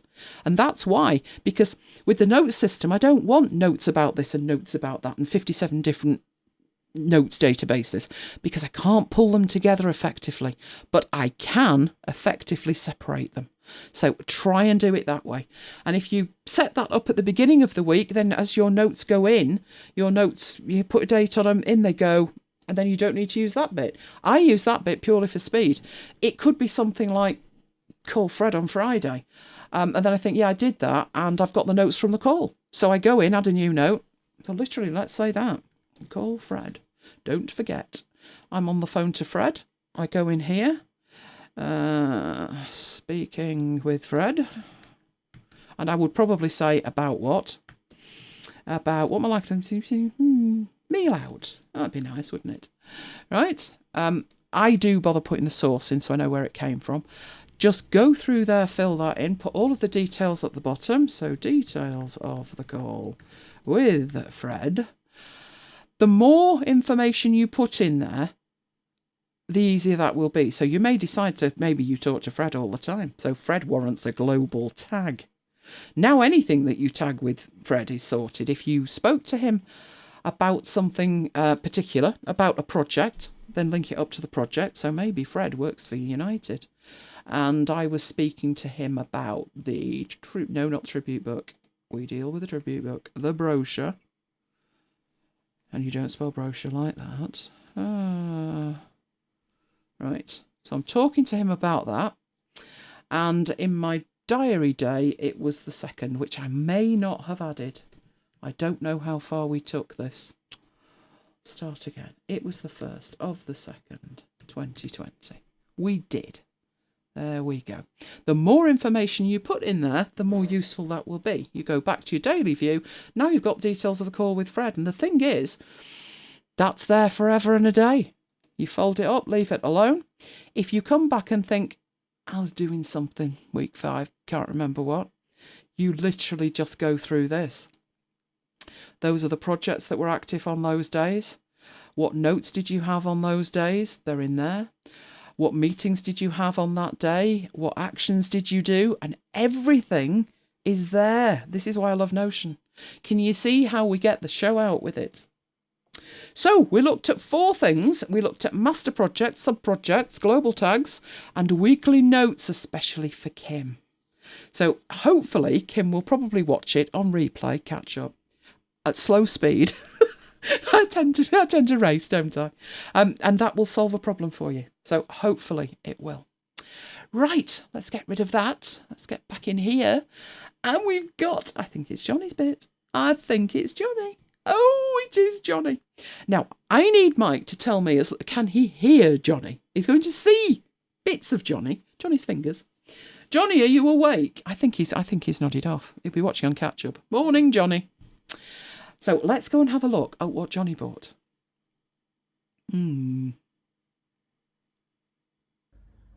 Hi guys, it's Jonathan here with another unboxing / review.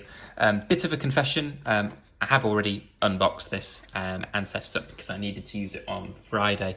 But because it's such a cool gadget, I thought I would share it with you. If you're on the MacBytes Slack channel, you'll already know what it is.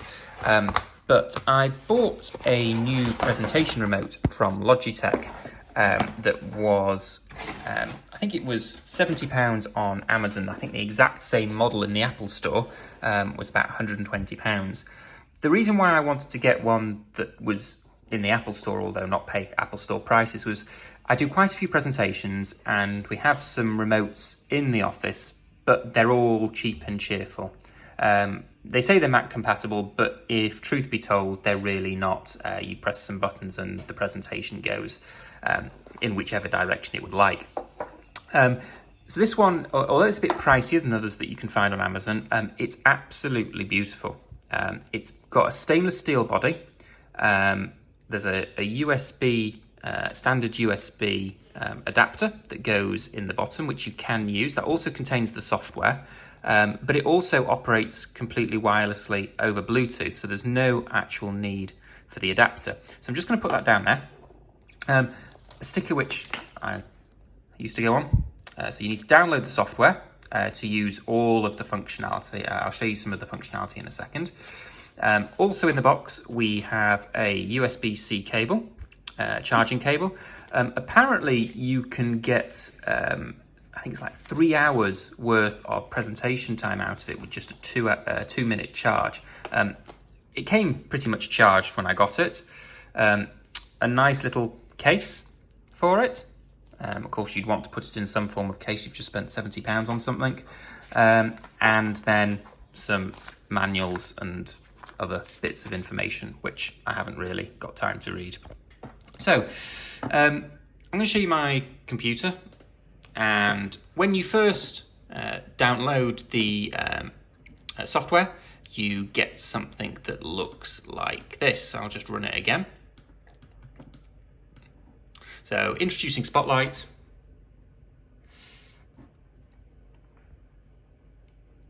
Press start for the tour.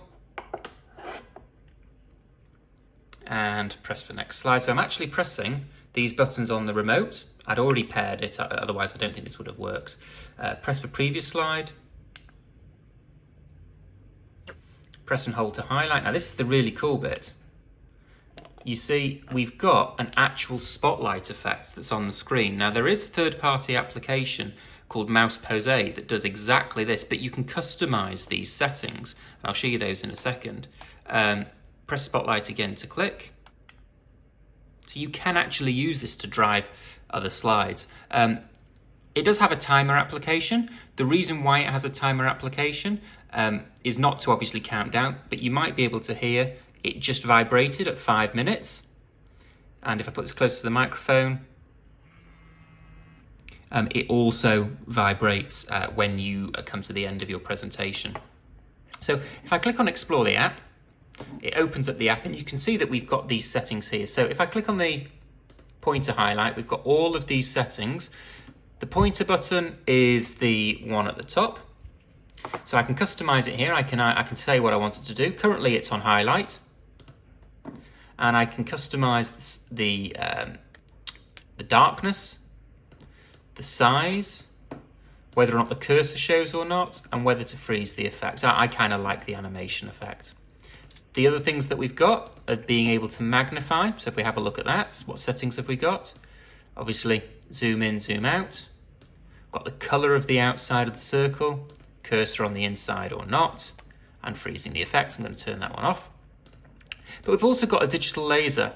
If I just turn that on, a digital laser it's what it sounds like. It's a point that acts like a laser. So you can choose your color.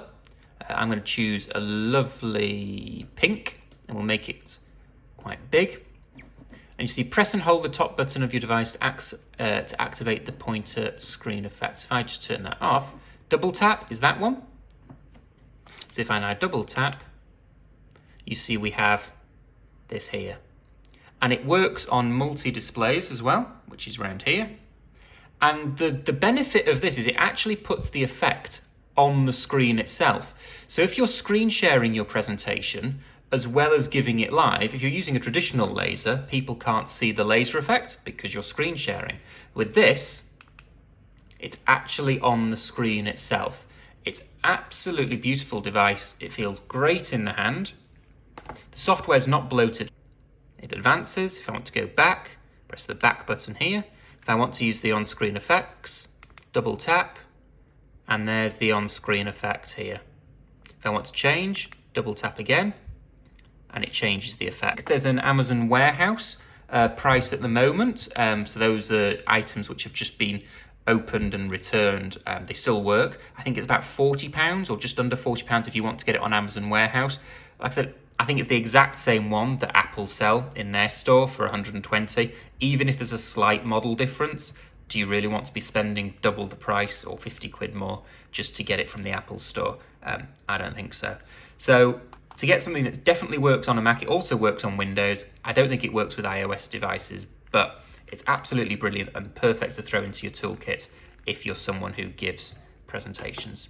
So it's Jonathan signing out. Love all you Mac Bytes guys, and speak to you soon. Yay! Johnny! That was brilliant. Now I want one. You're a bad, bad boy. You know, it looked fantastic. I'm actually thinking I was paying a subscription for Mouse Pose, so I could do a bit of the maths here and possibly dump that. Oh, maybe incoming toys. There may be incoming toys. Now, something new. Bit weird. You've said to me that you loved seeing stuff that I designed and then actually see it. And I've got one. We looked at this last year. This is a new build entirely. So I thought I'd show it you. He did brilliant there, Jonathan. Thank you very much. That was excellent. Thinking, new crew member? Yep, that'd work. Right, so let's go off and have a look at this. That's still not working. And I'll clearly need a new presenter. It's not hiding when I want it to and stuff like that. Right, Affinity Publisher. That you don't spell like that. There we go, Affinity Publisher. You were brilliant, Jonathan, absolutely brilliant. It's all these years listening to us, isn't it? Tell me it is. Wasn't Matt Bite Siri? Right, Affinity Publisher. So I'm going to open a file that I have been working on. It is, I've got lots of files in here, but I've been working on lots of Munich files. But we have the brochure for 2020. You can see we've had all kinds of things here. But we have the brochure for 2020, which is, that's the last page. That's not helpful, is it? It's grown every year. The front cover's the same, but all of the inside content has changed on last year. So this was totally written and produced in Affinity Publisher. If you remember, we had an old version. Oh gosh, it wasn't good. It wasn't good because, let me have a look, see if we've got one. I wonder if it would be that one. Yes, that's last year's, not good. Right, the reason last year's wasn't good, I mean, same cover, but notice we have the printer's marks here actually in the document. We had no option because we had no time to get them out, basically. You'll see now I have had the time to build it properly. The reason we had no time was with that, it came from InDesign through a PDF into Affinity Designer into Affinity Publisher. It was a wonder it actually printed out at all, to be honest. But it did. So that was where I was coming from. But I needed to completely redo it to get rid of all these marks that should never have been there in the first place. Because Affinity Publisher can do that for you at the point of export. So I took the opportunity to redo the brochure entirely. Look, no printer's marks. New picture of Mike. And there he is with his boyhood hero, Brian Robson. Zoom in on that. There's Brian Robson. Captain of Manchester United and England at the time. Ollie, who was a manager of Manchester United. And Michael Carrick, if I'm not mistaken. So that was a photo that we took last year of Mike. So that had to go in. I mean, good grief, that had to go in, didn't it? Then we've got an entirely new section here. Notice, bleeding off the page, both directions. And this is a new section. So the right-hand side was there last year, left-hand side wasn't there last year, but it is there now. Then we've got the poems and the songs. So all of this was completely redone. It now wraps and everything. Before it didn't, honestly, it was terrible. I mean, literally, it was the only way we could do it. But, you know, these blocks and stuff, not good. Was it this one? Basically, everything was individual blocks. It was hideous. So that's one block. That's another, but the text does not wrap between them. If you were very picky, you would see that that top doesn't line up with that top and things like that.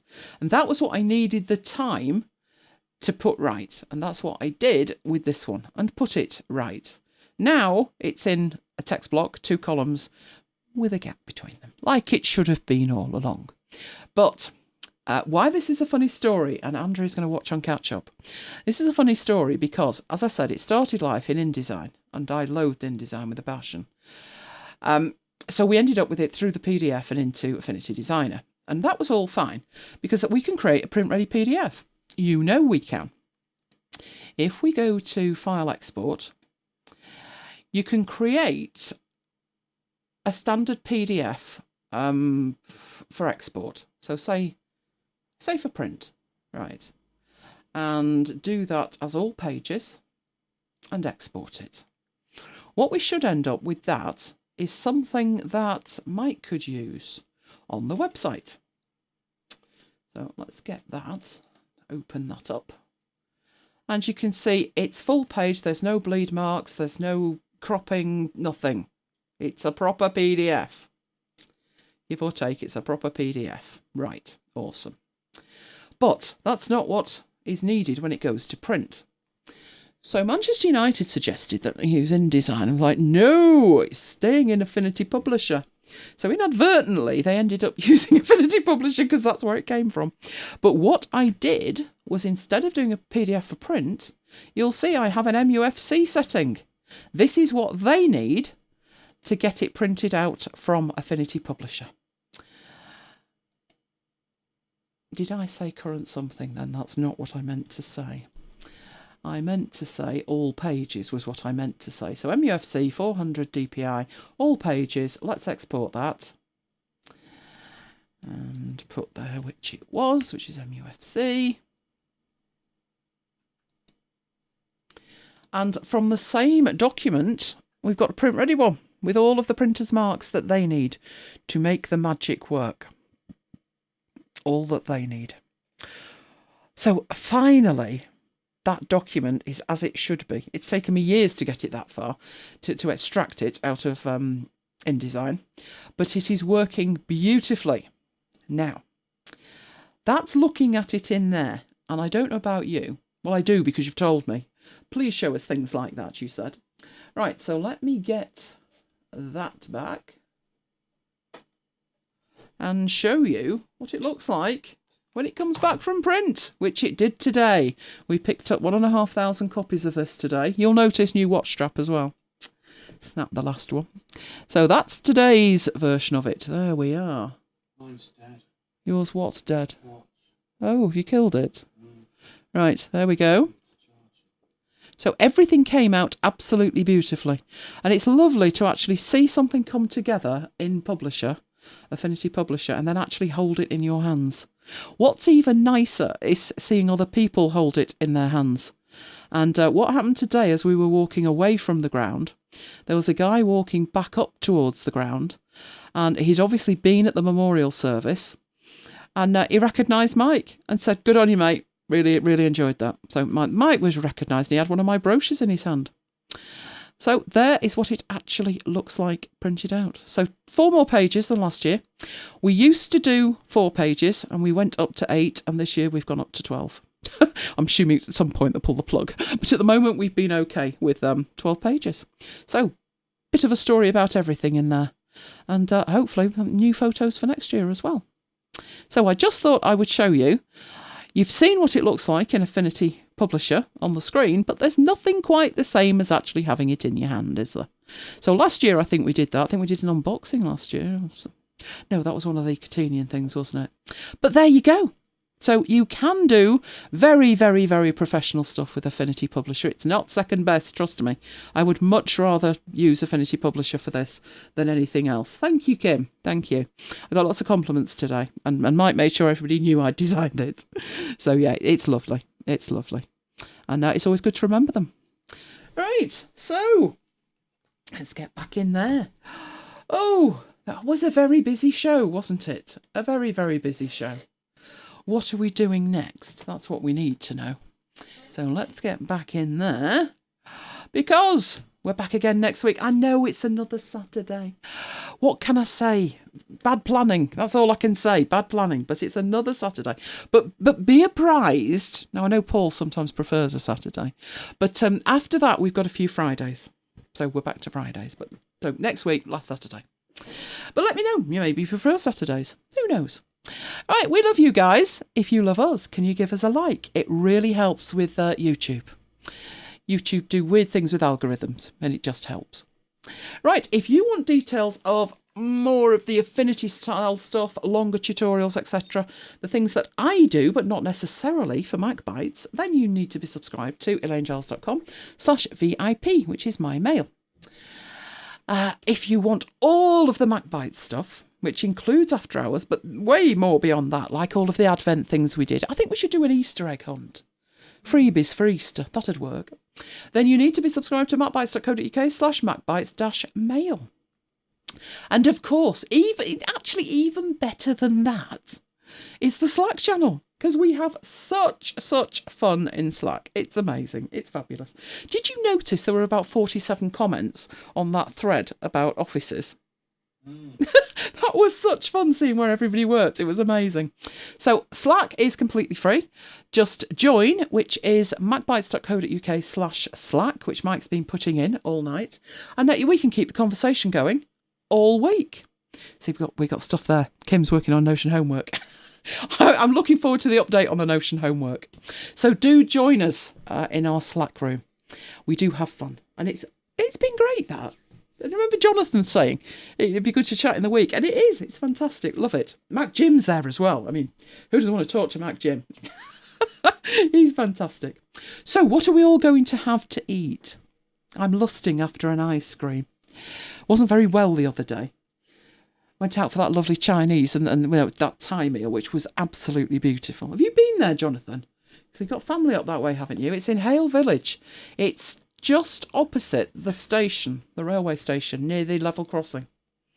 There's a couple of wine bars nearby. One was called Riva, and it's just further on than Riva. I highly recommend it anyway, can't we? It was very nice, that. There's also a lovely Italian there, La Famiglia, which is just opposite the station. So if you're close by, I can recommend those.